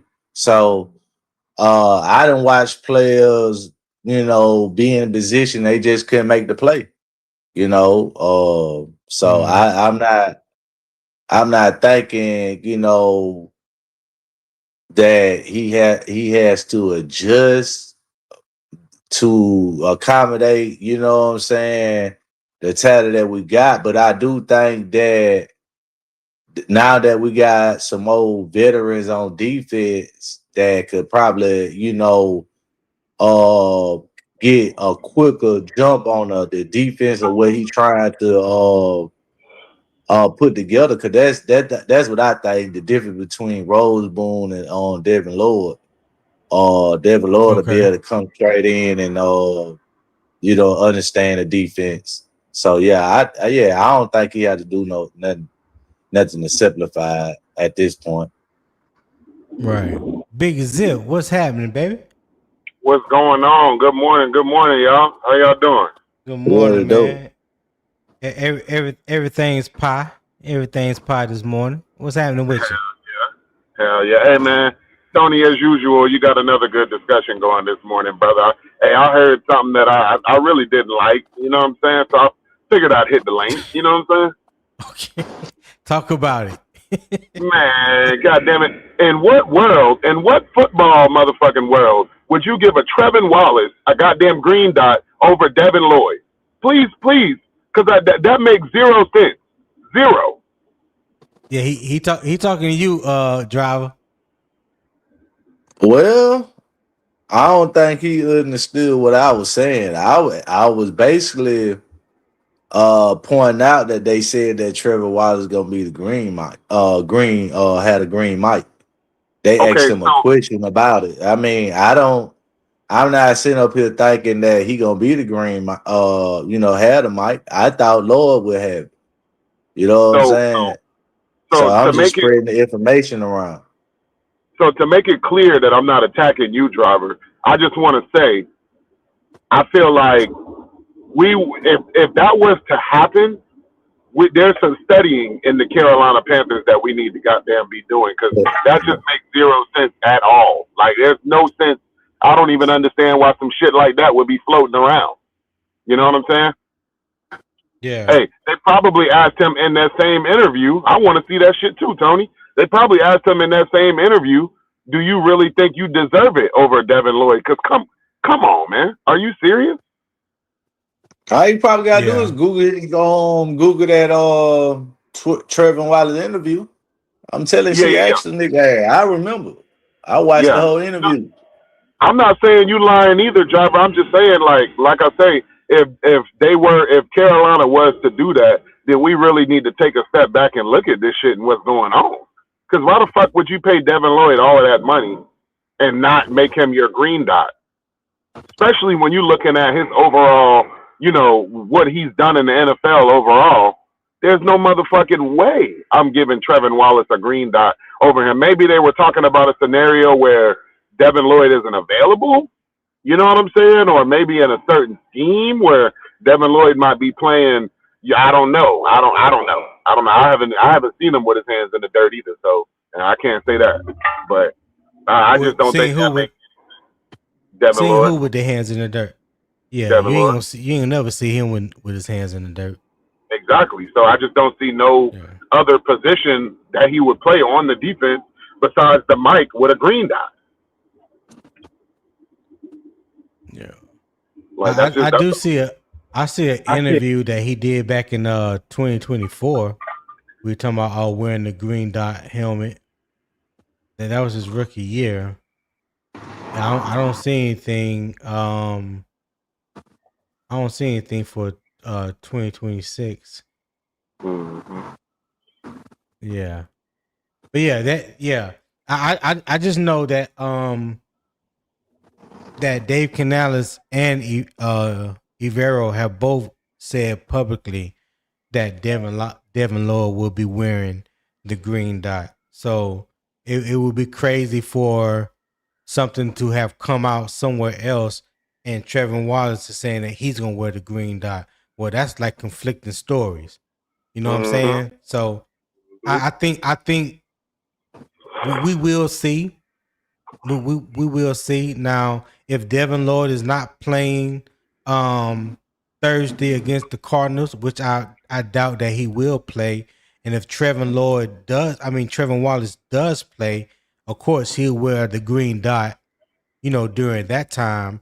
But in the regular season game, week 1, I would err on the side of caution and go with Dave Canales and Evero has said multiple times this offseason that Devin Lloyd is wearing the green dot. So Zip, let me ask you a question. So we was talking about the Chicago Bears, and this is when they have the ball, they on offense. So up on the screen is 4 things that I felt like Carolina must do to control the Bears. 1 is keep Caleb Williams contained. 2 is limit explosive plays. 3 is win early downs. And 4 is defend the 2-minute offense. Of those 4 things, which is the most important to you? Let me see. I think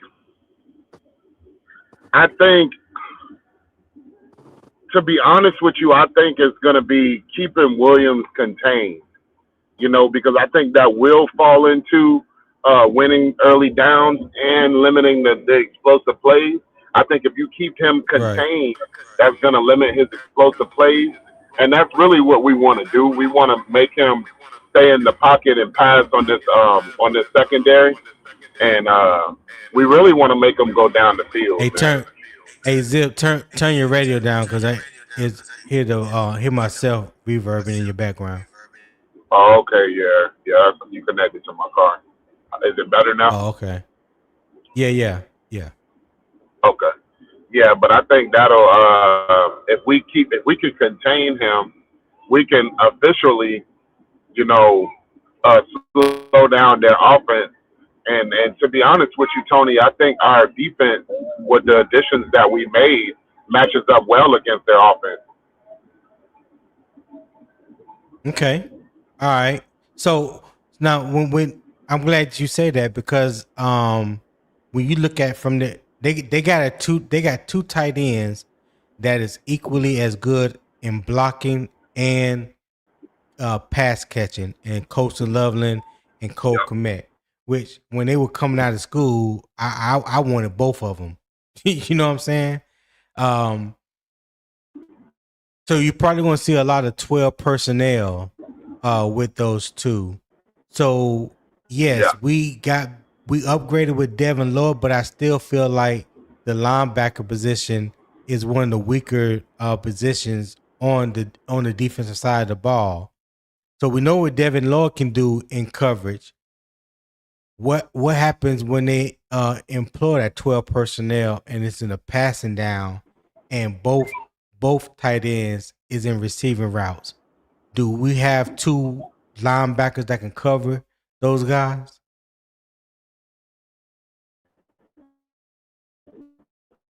I think one of them may, but to be honest with you, Tony, I Oh, think you that'll be something that'll come later on in the game as they try to search for answers on the offensive side of the ball. I think coming in, they're going to come out 13 personnel and try to run the ball.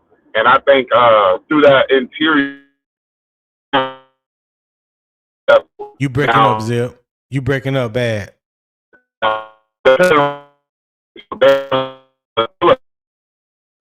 You breaking up, Zip. Those guys will be out edge. But I think we'll get a better, run stopping through the middle of the line this year. Okay, you was breaking up real bad. We missed majority of what you just said. Hey, hush! Oh, I'm fucking crying, man. Yeah, we okay. Zip dropped off. All right. So Papa asked me a question. Let's see. Papa said, "Do you believe in Wallace, Tony?" I believe in him. He has been injury prone the past couple years. His rookie year, he was thrown into the fire. He was asked to do some things before he was, technically ready. From that standpoint, I do believe if you can just allow him to play play freely, not to do a lot of thinking out there, I think he would be more beneficial and serve the team better in situations like that. I do like that he bulked up a little bit from when he came in as a rookie. I think around as a rookie came in around like 232, 235, something like that. And if I'm not mistaken, last year they had him at like 240, 245. So I like, that the added weight that he put on. I think it would serve him well if he's playing the on ball linebacker position. But I still believe Devin Lloyd is the green dot. And if Trevin Wallace can step up and be a true Mike linebacker, then that bodes well not only for him but also for Devin Lloyd, because that means both of them will be allowed to do what I think they do best. So yeah, I believe in Trevin Wallace, but he has to stay healthy. He has to stay healthy. He has to be available. Nick Tri-State, what's happening? Good morning, sir. How you doing? Man, I'm good. I'm good. What's going on with you, brother? You sound like you got a frog in your throat. Nah, I literally woke up, Tone, like 10 minutes ago. Today my day off, so I was like, you know what I'm saying? Yeah. I feel you. Get to sleep. I haven't slept till 8:30 in weeks. How you doing though? I feel you. I'm good, man. I'm good. What's the topics for today, bro? So right now we No, talking about what up, Nick? What up? hold on, Rashad. Hold on. So Hey, right now I we're was about to talking say. about Oh, my bad, my bad. Rashad. Hold on, dog. Hold on. So right now we're talking about the Chicago Bears, the offense, their offense and what Carolina must do to control them. So on the screen I have four things that I felt like Carolina needed to do in order to control the Bears offense. And one is keep Caleb Williams contained, two, limit explosive plays, three, win early downs, and four, defend a 2-minute offense. Mm. So of those four things that I have listed there on the screen, Um, I would. You can hear me? Hello? I know my audio didn't just go out, bro. I hear Oh, you hear me? you. yeah, yeah, You hear me, Ray yeah, I J? hear you. Oh, okay. Yeah, Tone must have. Yeah, Tone Okay. must have his phone. My answer would probably be I would lean toward three. I would win the early downs. If we win the early downs and stop the run early, I think we'll have good success against the Bears for sure. I would lean toward the winning the early downs, but also keeping Caleb contained and keeping him in the pocket. That would be that'd be the other one I'd probably lean toward. Definitely 1 and 3. Oh, damn. Tone must oh something must have had I some almost have set fell some out. difficulties must be. Yeah. Sorry, we hold him down for now. Ray Shack, what's good? What's good, Chilling. man? Yeah, man. Yeah, we was talking about that. I just hopped back on because when he said something about when Papa was saying with Wallace, did he believe in Wallace? I'm like, yeah. I told Papa like Wallace gonna be good this year. I don't know where Papa was, he was up here though. I hope you and Poppin are correct. I hope Trevor Wallace is good, but if not, then we need to make an adjustment. I No, want to I see was if saying Papa. oh yeah, Papa yeah. I was mean, saying, yeah. yeah, No, he was saying what you saying. yeah. I It mean, was like his I agree injury with what history. I agree with what Poppin said as in regards to um, like if Wallace plays well, that's huge for our defense. But if not, man, I'd love to see Trayvon Morig play more linebacker. I think a lot of people don't realize, bro. He took 200. He played 276 snaps at linebacker last year, so he's getting used to that shit. And if Trevor Wallace's shoulder doesn't hold up, because he keeps having surgery on that same freaking shoulder, and that's alarming. You feel me? If you keep getting surgery on the same thing, and you're that young, it ain't looking too good. It ain't looking too Yeah. good. I mean he Not a at good all. downhill linebacker. He can be a real good downhill He, linebacker, but yeah, yes, you I gotta and get I over them. agree. I think Trevor Wallace has has really good ability. Yeah, he's gotta stay healthy. If he stay healthy, I think he can be one of those 90 plus tackles, he can get you some sacks too. He can get you about 3, 4 sacks. He can get you some sacks. Yeah, You know, yeah. I think he's more of a downhill more than a coverage. I don't think he's a coverage linebacker. I think he can be decent at it in the end zone, but Well, you don't want him one on one with no. his coverage grade was actually better than his run stopping. I mean, I ain't gonna hold you, Ray Shack. I don't know if you know this. He had the highest missed tackle rate for all starting linebackers last year. He had like an 8.4% missed tackle rate, which is the worst for all linebackers in the league last year. So that's kind of a I big deal. I didn't see Yeah. that. Yeah.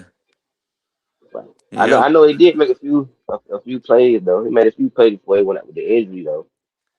Um, but I mean, like this is third year, so I think he was a second round draft pick, so he only got like another year left. So you know, they third year is usually when they really buckle down and you know what they are. If he don't do it this year, then he ain't gonna do it at all. So yeah,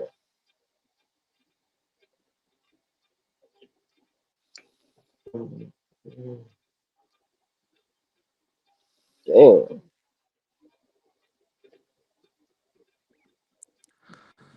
Tone must be out of service.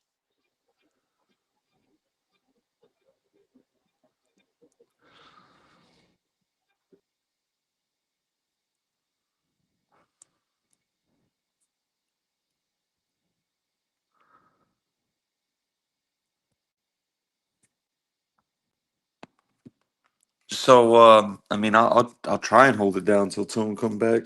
Um, yeah. So I have a really good friend who's a Bears fan. I was texting him yesterday. I said, as a Bears fan, can you obviously provide me some insight so I could relay back to my Panther fans? And he said, "Quote, LOL. I think it'll be a good game week 1. Very few teams are primed out the gate.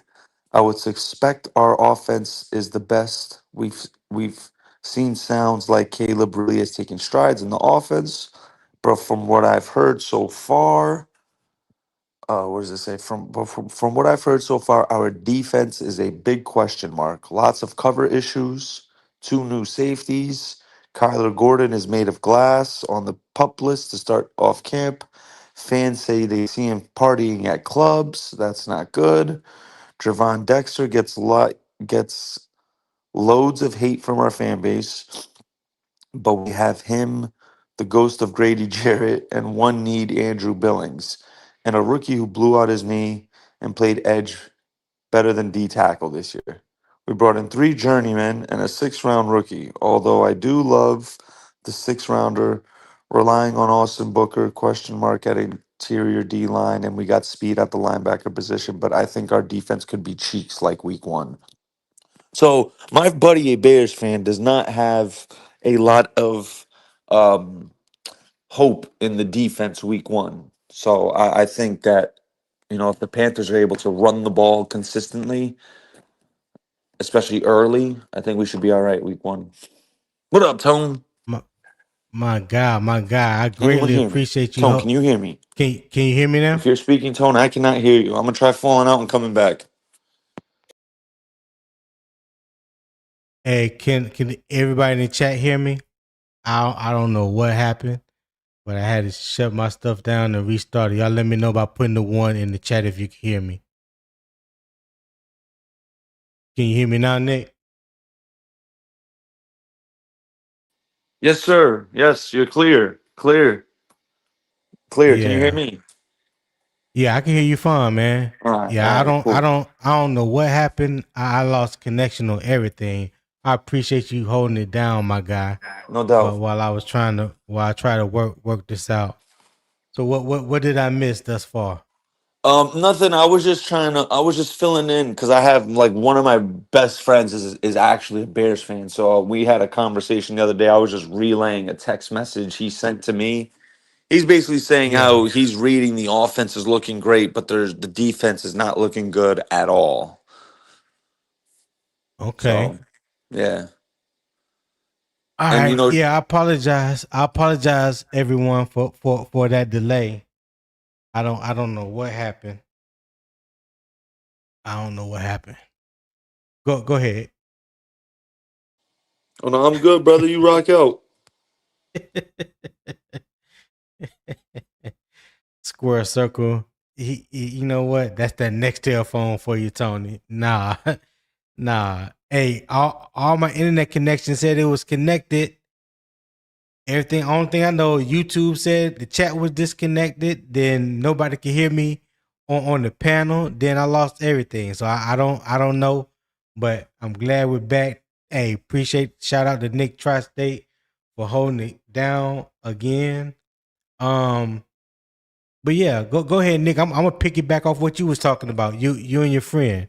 What are you saying about the Bears? Yeah, he's saying Kyler Gordon is starting the season on the pup list and he's made of glass, and they have 2 new safeties who are adjusting to the defense. But he's saying the defense has not looked good so far. He said the offense has looked good. Luther Burden has been looking real sharp, he told me, but yeah, he said the defense isn't looking too good. And as far as we know, like last year, that was Chicago's weakness. They weren't good at stopping the run. So if we're able to run the ball consistently, I think we'll be all right. Yeah. And this just came out. Ben Johnson Underdog just tweeted this. Ben Johnson, Kyle Monungai considered day to day with a soft tissue injury, so it's not looking too serious. But he's hurt. He got hurt a little bit. So Okay, Kyle Monungai, soft tissue issues. But just like Carolina is not the only team going through injuries this early part of training camp. Everybody is going through injuries. You know what I mean? So I'm not surprised. I'm not shook by it. I bet you the only thing that they're concerned about is him being ready week 1. Week 1, right? So let whatever's going on right now, let's take control of it. Let's get ahead of it. And long as he's ready to be part of that two back that two-back backfield, dynamic backfield that Chicago has. Yeah. I think that's the only thing that really matters is to have him ready for week 1. So you probably won't see him much this preseason, Chicago Bears fans, if he nursing a soft tissue injury. Yeah. I'm glad you brought that Yeah. up, Tone, because there's a lot of Panther fans who think, "Oh, only we're biting the injury bug right now." It's like, bro, it goes. It's inevitable. You know what I mean? Right. It's inevitable. Teams like what team is going to be fully healthy going into the Nobody. playoffs? Nobody. Yeah, Exactly. nobody whatsoever. All right, so I'm gonna transition off this Chicago Bears. All right. So the Chicago matchup requires complete defensive discipline. The edge rushers must arrive under control. The interior line must prevent Williams from stepping forward. The linebackers must communicate against the run and tight ends. The secondary must protect against explosive plays without giving Chicago unlimited space underneath. Carolina does not only have to stop the quarterback, it has to stop an offense designed to make the quarterback's job easier. All right. So Thursday's Hall of Fame game begins determining which players can handle those responsibilities. All right. Let me throw this banner up here real quick. Here it is. And get ready for the next slide. The Panthers have an extra preseason game. The real question is how they should use it. So for this second half of the discussion, we're going to talk about what must Carolina learn from the Hall of Fame game. All right. So yes, the Hall of Fame game is not until Thursday, but there are things that that you could be mindful of that I think is important for us to watch and hopefully look for. Maybe we'll answer some questions that a lot of Panther fans have asked this whole off season. So I listed 4 that I believe in: the edge rotation, Umanmielen's complete role, the early downs, the pass situations, Brad Isaac's operation. I think that's the biggest one. The play communication, the sequencing of the plays, situational management, receiver game day value, the alignment, the blocking, the special team roles, the role versatility. And number 4 is the unit continuity, enough of veteran structure to evaluate the depth honestly. Okay. So let me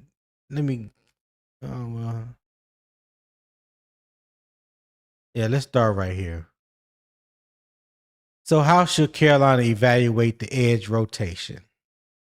So that, like I said before, early down snaps, passing situations, consecutive work, multiple alignments, repetitions beside different defensive linemen, opportunities after the offense adjusts. The Panthers should not evaluate Umanmielen only in situations designed to favor a pass rusher. All right. So, Nick, we do it this way. Nick, off these 4 that I mentioned that's on the screen, which of those 4 is the most important to you? And this is specifically just for the Hall of Fame game, correct, Tone? Yeah. Specifically for the Hall of Things Fame that game?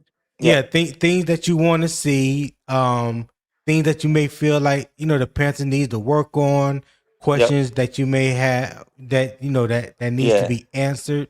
I know Brad Isaac and his whole operation. Yeah, that's definitely where has I'd been lean. a topic of discussion. But yeah, I would lean toward number 2, Brad Isaac. I'm very eager okay. to see, how we're going to be coming out, formations, route concepts. I'm very, very eager to see what we do. I would lean toward that Okay. for just strictly the Hall of Fame game. So I would say that there's a number of things. How quickly the call reaches the quarterback. Yep. I think you've heard Dave Canales mention that a couple times when he talks about the communication between Brad Isaac and Bryce, the plays are getting called in a lot quicker. There seems to be a stronger connection between Brad and Bryce than it was between Bryce and Dave Canales. Whether the correct personnel enters the game at the right time, whether the offense breaks the huddle on time. So I know that was a discussion. I can't remember if it was on PPP channel where we was talking about how many seconds is left on the clock when we break the huddle, and does that give Bryce enough time to read the defense and you know set up the blocking and all those things, motion and all that within 11 seconds? Do we have enough time? How is it sequenced the plays, how he responds after negative result, how he handles third down, manages the end of the half, how he communicates with Dave Canales. All right. So preseason call sheet, it will be limited, but the operation still has to be clean. All right. It still has to be clean. So do you believe that Carolina can consistently get lined up on time? I sure hope so because to your point, Tone, those small things like that, they matter. How fast the play gets in, how fast the play gets to the QB, how fast they break the line and get set. I don't want to see no lollygagging. You know what I'm saying? Got to be Right. sharp. Got to be sharp. Everything's got to be sharp and efficient. Yeah. Break the huddle with a purpose, huh? Yeah, man. No lollygagging. Yeah. Ain't no half stepping. So let me ask you this also. How involved do you think Dave Canales should remain during the game? Man, that's a great question. I I mean, know. man, everyone, and all the speculation is Dave wants to, be more involved, and as far as speaking to the refs and communicating with the refs and this, that, and the third, and Yeah. from what people told me that I spoke to that went to FanFest, they said Canales was more engaged with the offense at FanFest than Idzik, which was very interesting to hear. I'm laughing at Tar Heel, man. The Tone came back from the dead. Go ahead, Nick. Yeah, but a lot of people told me that Canales had more influence on the offense at FanFest than Idzik. Maybe it was predetermined, but I mean Mm. that was interesting to hear. Maybe he was coaching them up. You Yeah, know what you think about that? I mean if he's doing that, awesome. Yeah. Was he calling the plays? That's the thing. Was he calling any plays? That's the thing I would be the most concerned about. Um, yeah, Tone, it's like my thing with Canales is last year his situational, like his some of his play calling situationally was horrible, bro, especially in the red zone. I think we can all It agree on You that. was. know, Oh Yeah, my it I was. goodness. I So it's wanted like, to. I what was up, one of Zed? those guys who was oblivious to it, but nah, you're right. Yeah. So Yeah, so Zip, thank you for chiming back in, my brother. So now we're yeah. talking about what Carolina must learn in the Hall of Fame game. So these four things that I have up on the screen is things that I think needs more attention come the Hall of Fame game. So the edge rotation is one, Brad Isaac's operation is two, receiver game day value is three, and the unit continuity is four. So of those four things, which one do you think is the most important come Thursday? I think Brad Isaac's operation is probably going to be the most important because you know he's going to be calling the plays all year long. So I think that's going to set a slight tone for him. It's it's going to be an opportunity for him to, get some live game action for the first time. Well, I wouldn't say for the first time, but for the first time this season. You know what I'm saying? And he already knows what his role is going to be for sure. Moving on, so I think that's most important. What do you where do you think he will call plays from this year? The sideline or the coach's box? I think he'll call plays from the sideline. I think he'll call from the sideline. I don't. To be honest with you, Tony, I'm not. He was on the sideline last year, wasn't he? Yeah. Yeah. Yeah. Yes, it was. Yeah. Yeah, I think he'll remain on the sideline. Um, yeah. I think that'll be Have a that good thing for him. one-on-one connection with Bryce. Right there. Boom. You know what I'm Yeah, saying? We I see got Bryce you. running back and forth. Yeah. Nick, what you think? You think he calling plays from the sideline or the coach's box this year? Idzik, I think he's going to be a from the play box kind of guy. I think Canales is going to be down on the field, and Bevel and Idzik going to be in the play box. Obviously, I could be wrong, but who knows, right? Yeah. I mean, Idzik could be the type of guy who's like he needs to be on the field. I guess it all depends on him, right? Some coaches want to be right there on the field, and some guys see it better from the press box. So I guess it's just depends on him. Yeah, I think it would serve him better to be on the field because Darrell Bevel, I believe, will be in the box. So that way, your third set of eyes or your second set of eyes is watching from above and can relay down to you what he's seeing from a defensive standpoint. So yeah, like what Zip just said, I think that that one-on-one connection, that direct connection that he would have with Bryce by being on the sidelines is more important for the development of both. Not only just Brad is it, but for Bryce as well. So yeah, I think he'll stay on the sideline. I think he'll stay on the sidelines because not only can he talk to Bryce directly, he could talk to Dave Canales directly. If he needs to or whatever situation arises, he's right there beside him. You know what I mean?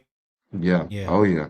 Because I think there's certain situations, Tony, where Brad Ezick will still turn to Canales and say, "Hey, what you think I should do here? I got these options." You know what I'm saying? Now, of course, he's still gonna make the decision at the end of the day, but he's still gonna need Canales' input for the most part. You know what I'm saying? Taking on the role of being the full play caller. Okay. All right. What say you, Nick?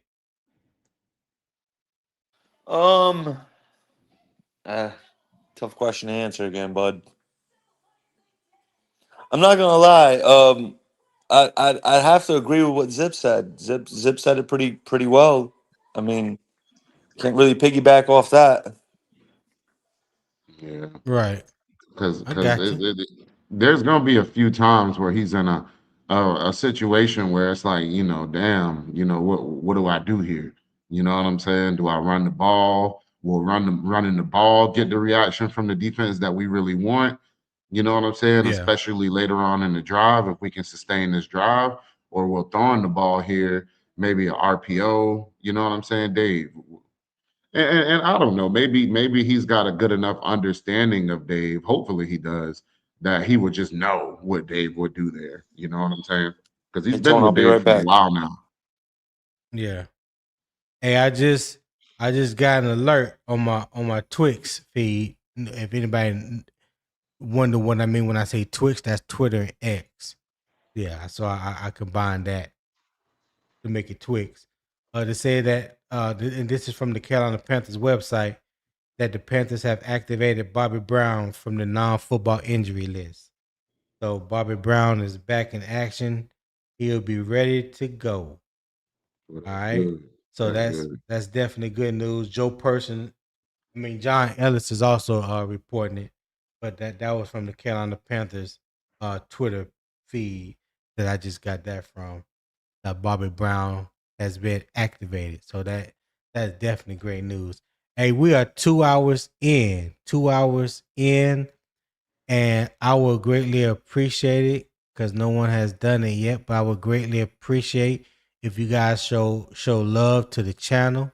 You can scan that QR code in the top right to support the show. You can also send super chats if you're watching through Carolina Armchair GM CJ's channel. You can send super chats through his channel. There's also a pinned comment in the YouTube chat. It's pinned at the top. That also has my PayPal link. So if you've been enjoying the vibes, the energy, the conversation, the debates this fine Monday morning, and you feel like the morning kickoff is bringing some type of value to your life in the morning, I would greatly appreciate if you show love to the channel. My daily goal is $25. That's all it is. It's $25. So whatever your heart feel like giving or tells you to give this morning, I would greatly appreciate it. It always goes back into making the show better so I can give you guys continue giving you guys good content Monday through Friday, 7 a.m. Eastern Standard Time. So I'll leave the QR code up there for a minute. All right. So we've already talked about number one, the edge rotation. That was basically like the foundation of today's show, talking about Princely Umanmielen.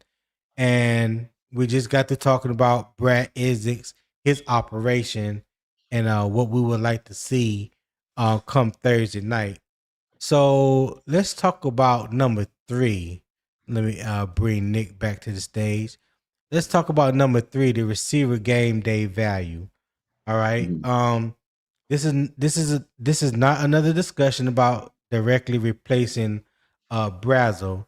The preseason evaluation is broader. A reserve receiver must contribute when the ball is not coming to him. That includes correct alignment, route spacing, blocking, motion responsibilities, special team coverage, return responsibilities, situational awareness, the ability to play more than one receiver position. All right. So Fan Fest included notable passing game plays, from John Mechie and Casey Washington, while the Panthers have also praised Bryson Tremaine's timing and understanding of multiple receiver positions. All right. So my question to you guys, and Zip, you can go first on this one. Is the position flexibility more valuable than one standout trait? I think with this offense, it is. I think we need the ability, and I don't think it changes with Brazil going out, but we need the ability to be able to move Tet to the slot and Jalen Coker out to the X, or you know what I'm saying? Maybe even XL for a certain formation. You know what I'm saying? Move him out to the X. So I think that's going to play a big role this year. And on top of that, I think we're bringing back, pretty much the main 3 guys, that played last year. So I think that's going to be another valuable asset come week 1. Okay. What about you, Nick Tri-State? Is position flexibility more valuable than one standout trait? Oh man. Oh. Yes. I think so. Okay. It keeps defenses on their heels. They don't know what to game plan for. A guy could be lined up as an X or Y or Z. Yeah. I think for sure. Okay. So right back to you, Nick. Which receiver helps the team the most without receiving a target? Oh, Tat. Tat. He provides the How most. so? He's the biggest threat on the team. Defenses are gonna always account where he is at every single moment of the game, no matter where he is, and it goes to the whole Tet being in the slot more. We know this, guys. Us guys here talking football. who actually understand football, understand that Tet being in the slot forces defenses to cloud their coverages, which in essence gives us an advantage on the outside with guys like Coker and XL. And if we had a guy like Brazel, the offense's uh, potential could have been sky, could have been to the moon. But Tet offers us an ability, whether it's out lined up outside or inside. Defenses are always gonna account where he is. I mean, we saw early on in his rookie year. I could send you a screenshot. I have the all 22 tone and zip. And when we played New England, bro, Yeah. I'm watching the film, bro. And I kid you not, dog. They treated Tet like moss, bro. They had the DB pressing him at the line, and the safety was directly 8 yards behind the corner, like straight behind him. Like they were Mm-hmm. treating Tet like like a god, bro. And that was just his fourth game in the NFL. So he doesn't have to get the ball to it's kind of like with Jamar and Cincy and with JSN in Seattle. Like wherever they are, you got to take accountability, like and take account where they are every time they're step on the field. So yeah, Yeah. my answer would definitely be Tet. Okay, Zip, what you got? And let me. 'Cause I know. I think Tri-State missed just one word in that question. Which receiver helps the team most without receiving a target? Without receiving a target. Um, Mm-hmm. I think uh that's gonna give you're gonna get a guy like XL or Jimmy Horn. I think XL. I think XL brings a good you know attention to him with his speed. So you're gonna watch him and it's gonna open up other guys. You know what I'm saying? Okay. I Especially will have to go ahead. Go ahead. no, no, no. I was just gonna say in a certain scenario, especially where you line XL up, say he gets in a X situation and you got Tet in the slot. Shit, I mean, of course you're gonna look at Tet because you don't know what the hell he's gonna do from the slot, but at the same time, you don't want to let XL get wide open down the sideline. You know. That's true. That is true. Um, for me, if I'm talking about just the starters who will help the most without receiving a target, I would say Coker because he's the better all around receiver. That means that's from blocking, route running, catching, like the total package. But the one thing that he does better than any of the starters, any of those three that we just mentioned, is blocking. Like he is counted on heavily in the run game because of his blocking. Whether he's providing a crack block from a condensed formation, whether he's blocking on a bubble or tunnel screen for another wide receiver, blocking downfield, like he don't mind getting his hands dirty. If I'm talking about one of the reserve wide receivers, I would have to go with Bryson Tremaine because he's another outstanding blocking wide receiver. Like he may not get a catch all game, but he can affect the passing and run game because of his blocking ability. So yeah, I would go Jalen Coker amongst the starters, and I would say Bryson Tremaine amongst the reserves, strictly because of their blocking ability. I think they are the two best blocking wide receivers on the team. Anybody Okay. dispute that? No, I Nah, Bryson mean. Tremaine is a force in the run game blocking. Yeah, yeah. And Jalen Coker gives a good effort at literally everything he does. Like that guy. And that's one thing I like about Jalen Coker is he gives you the same effort with literally everything you ask him to do. Whether it's changing Mm-hmm. the roles or within the like, with his route running, blocking, any of that. You know what I'm saying? Like he's a Swiss Army knife, really. Yeah, he is. He is. That's a good way. That's the good way to look at it. Good way to put it. Mhm. Um,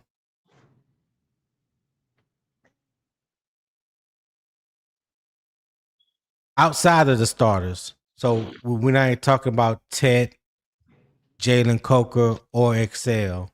You know, if you believe that he's going to be a wide receiver 3, but which receiver can remain on the field in most situations? Um, Nick, you can go for Nick. You can go first on this one, Nick. You said what was the question, Tone? Which receiver can remain on the field in the most situations? Um, Coker and Tet probably. Outside the starters. Oh, Outside the outside of the starters. starters, heard you. Okay, so Yeah. outside of Tet, XL, and Coker,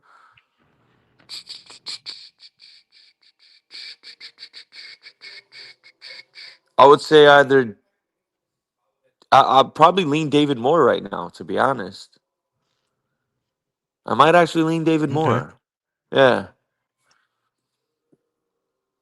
I All think right. I think with a guy like Brazel, I just want to get this quick in tone. I think with a guy like Brazel going down, I think it makes David Moore more valuable to the team I do now. too. Yeah, I do too. yeah. What you got, Zip? um, hmm.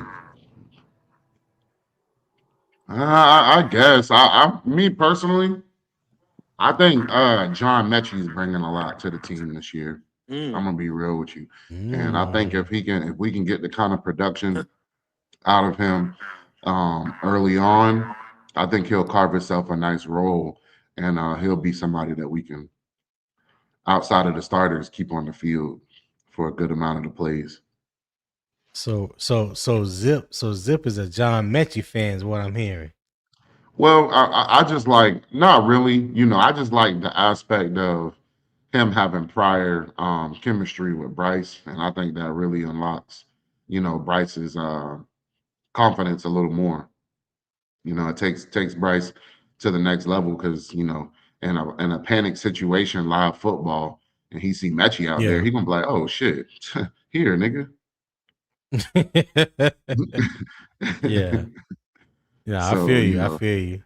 That's just what I like about. And John Mechie been looking good, especially with pads on. He been looking good, man. He looks bigger, stronger, and faster, if you ask me. Okay. All right. Yeah. Nick. Oh, did I already asked you that question, Nick? Yes, sir. Okay. So Zip, I'm coming right back at you. So here's a debate question. Should Carolina use the Hall of Fame game to evaluate roster depth or build continuity with select regular season units? I say evaluate roster depth because that's a extra game added on. Correct, right? That's a fourth game added onto the preseason schedule, right? Right? Yeah, the Hall of Fame game makes it 4. Yep. Yep, yep. So I think you just use that game to evaluate your depth, and then moving forward, you can really look at the continuity you got with your starters, for the first few series and quarters and stuff like that throughout the preseason. Okay. Nick, what you got, Nick? Um, my fault. I was just feeding my daughter. I stepped away real quick. No, What you was the good. question again? Should Carolina use the Hall of Fame game to evaluate roster depth or build continuity with select regular season units? I mean, it's hard, because the Hall of Fame game has always been a glorified third stringer, fourth stringer game. Um, Right. I don't anticipate seeing a lot of starters out there on Thursday. Maybe we'll see Freeling, a drive or two. Maybe we'll see Jonathan Brooks, but I don't anticipate any more than that. Um, no, I would approach it the same way it's the game has been approached the last several years. I mean, get the third stringers out there, try and see what you got and a lot of guys who you consider are bubble practice squad or bubble roster guys, and go from there after. Well, I'm gonna play a little devil's advocate, right? So I'm gonna say the regular season continuity because I believe Brad Isaac needs game day play calling work. We need to see the new defensive combinations, the communication and the repetitions. Um, some units may need more operational work more than individual evaluation.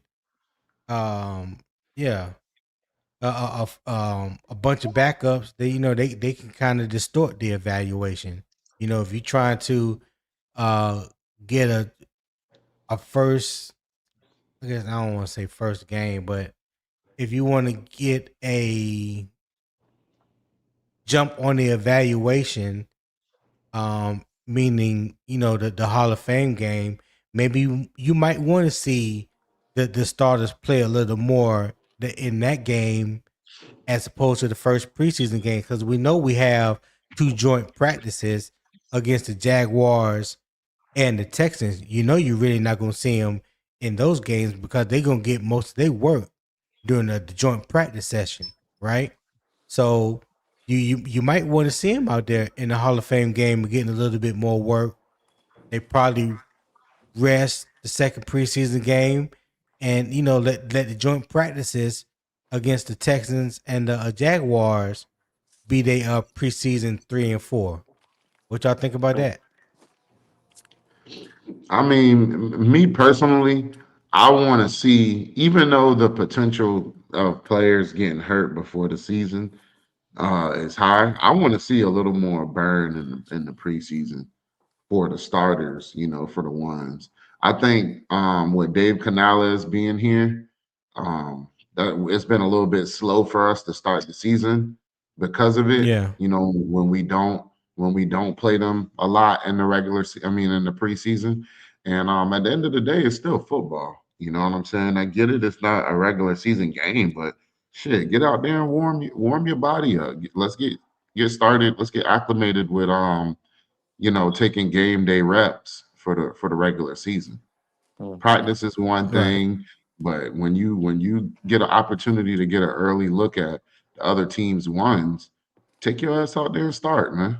And Dave Canales let him play.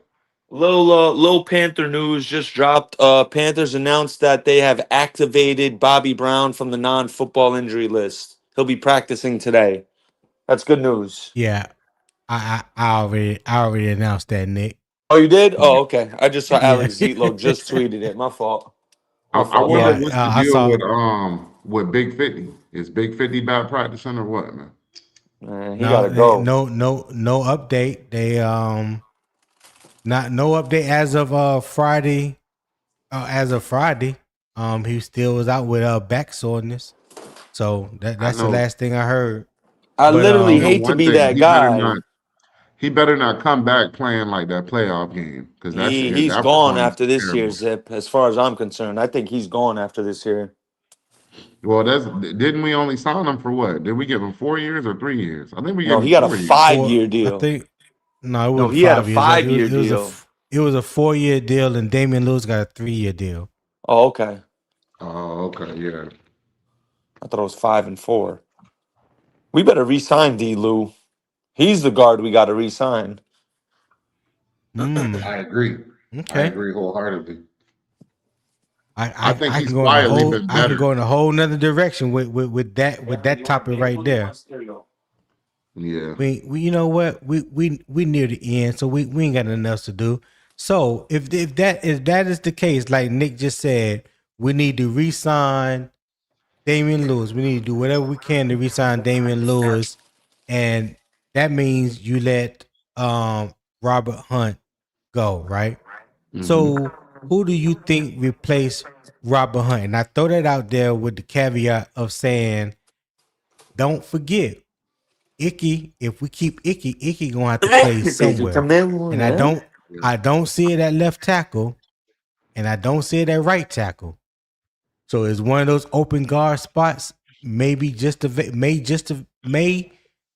as well be available to bring Icky? I think he's a better guard than he is a tackle anyway. What y'all think? Go ahead, Zip. You go first. I think Icky could play guard, but at the same time, I think Brady Christensen's somebody you can stick right in there at that right guard position. You know what I'm saying?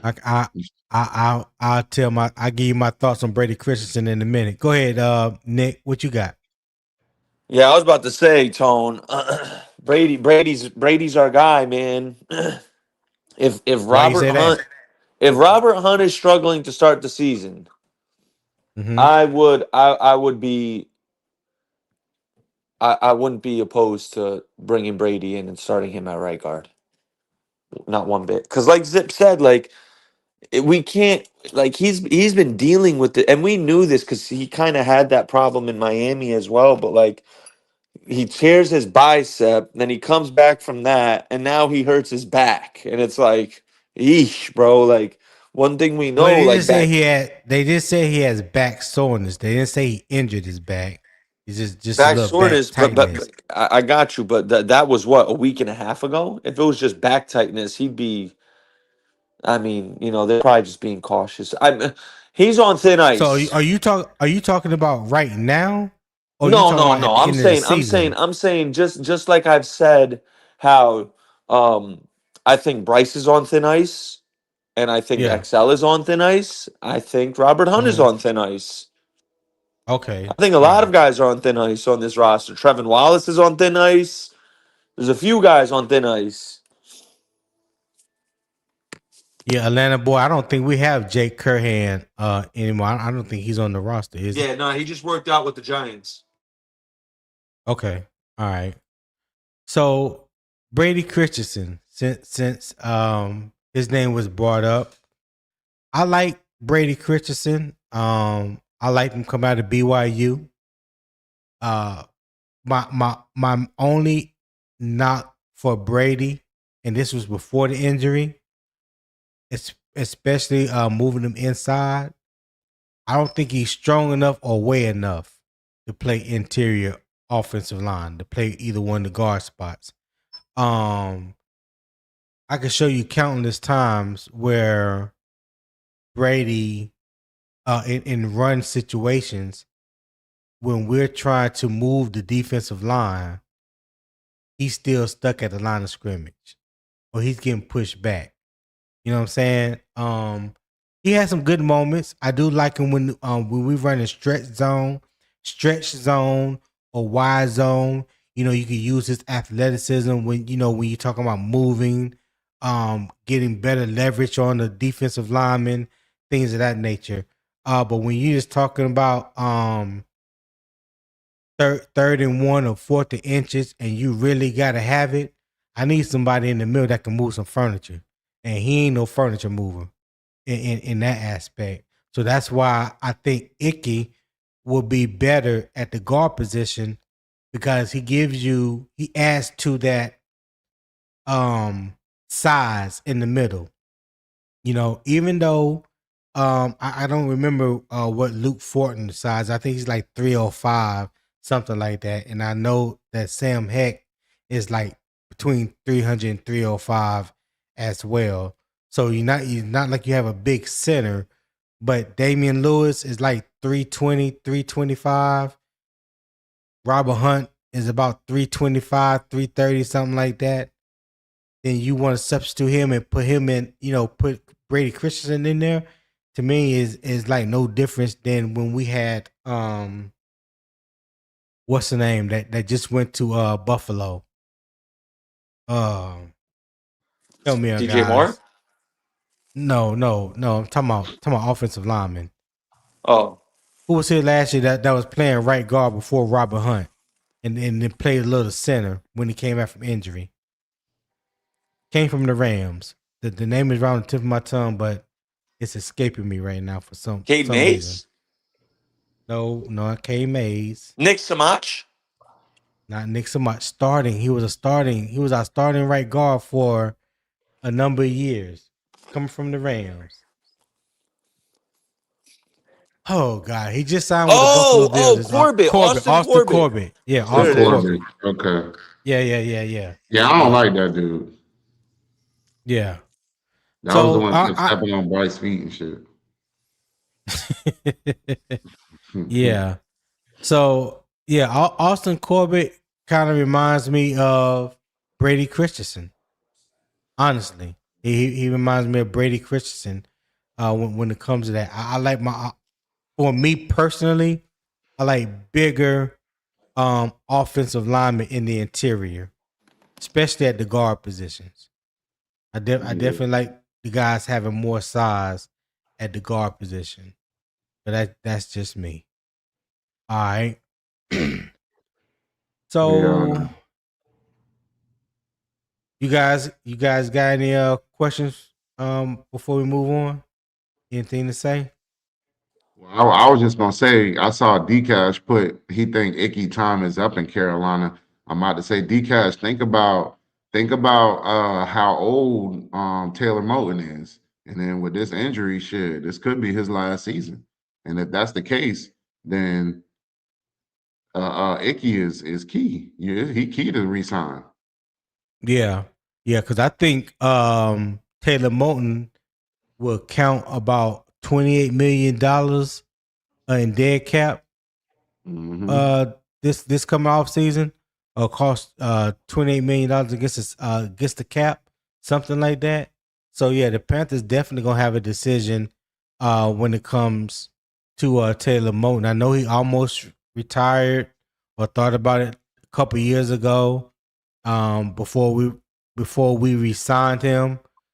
He's definitely been an Iron Man at the right guard position. But I think injuries and things like that, along with age, is catching up with him, and that's a position that you're going to be looking to get younger at and cheaper.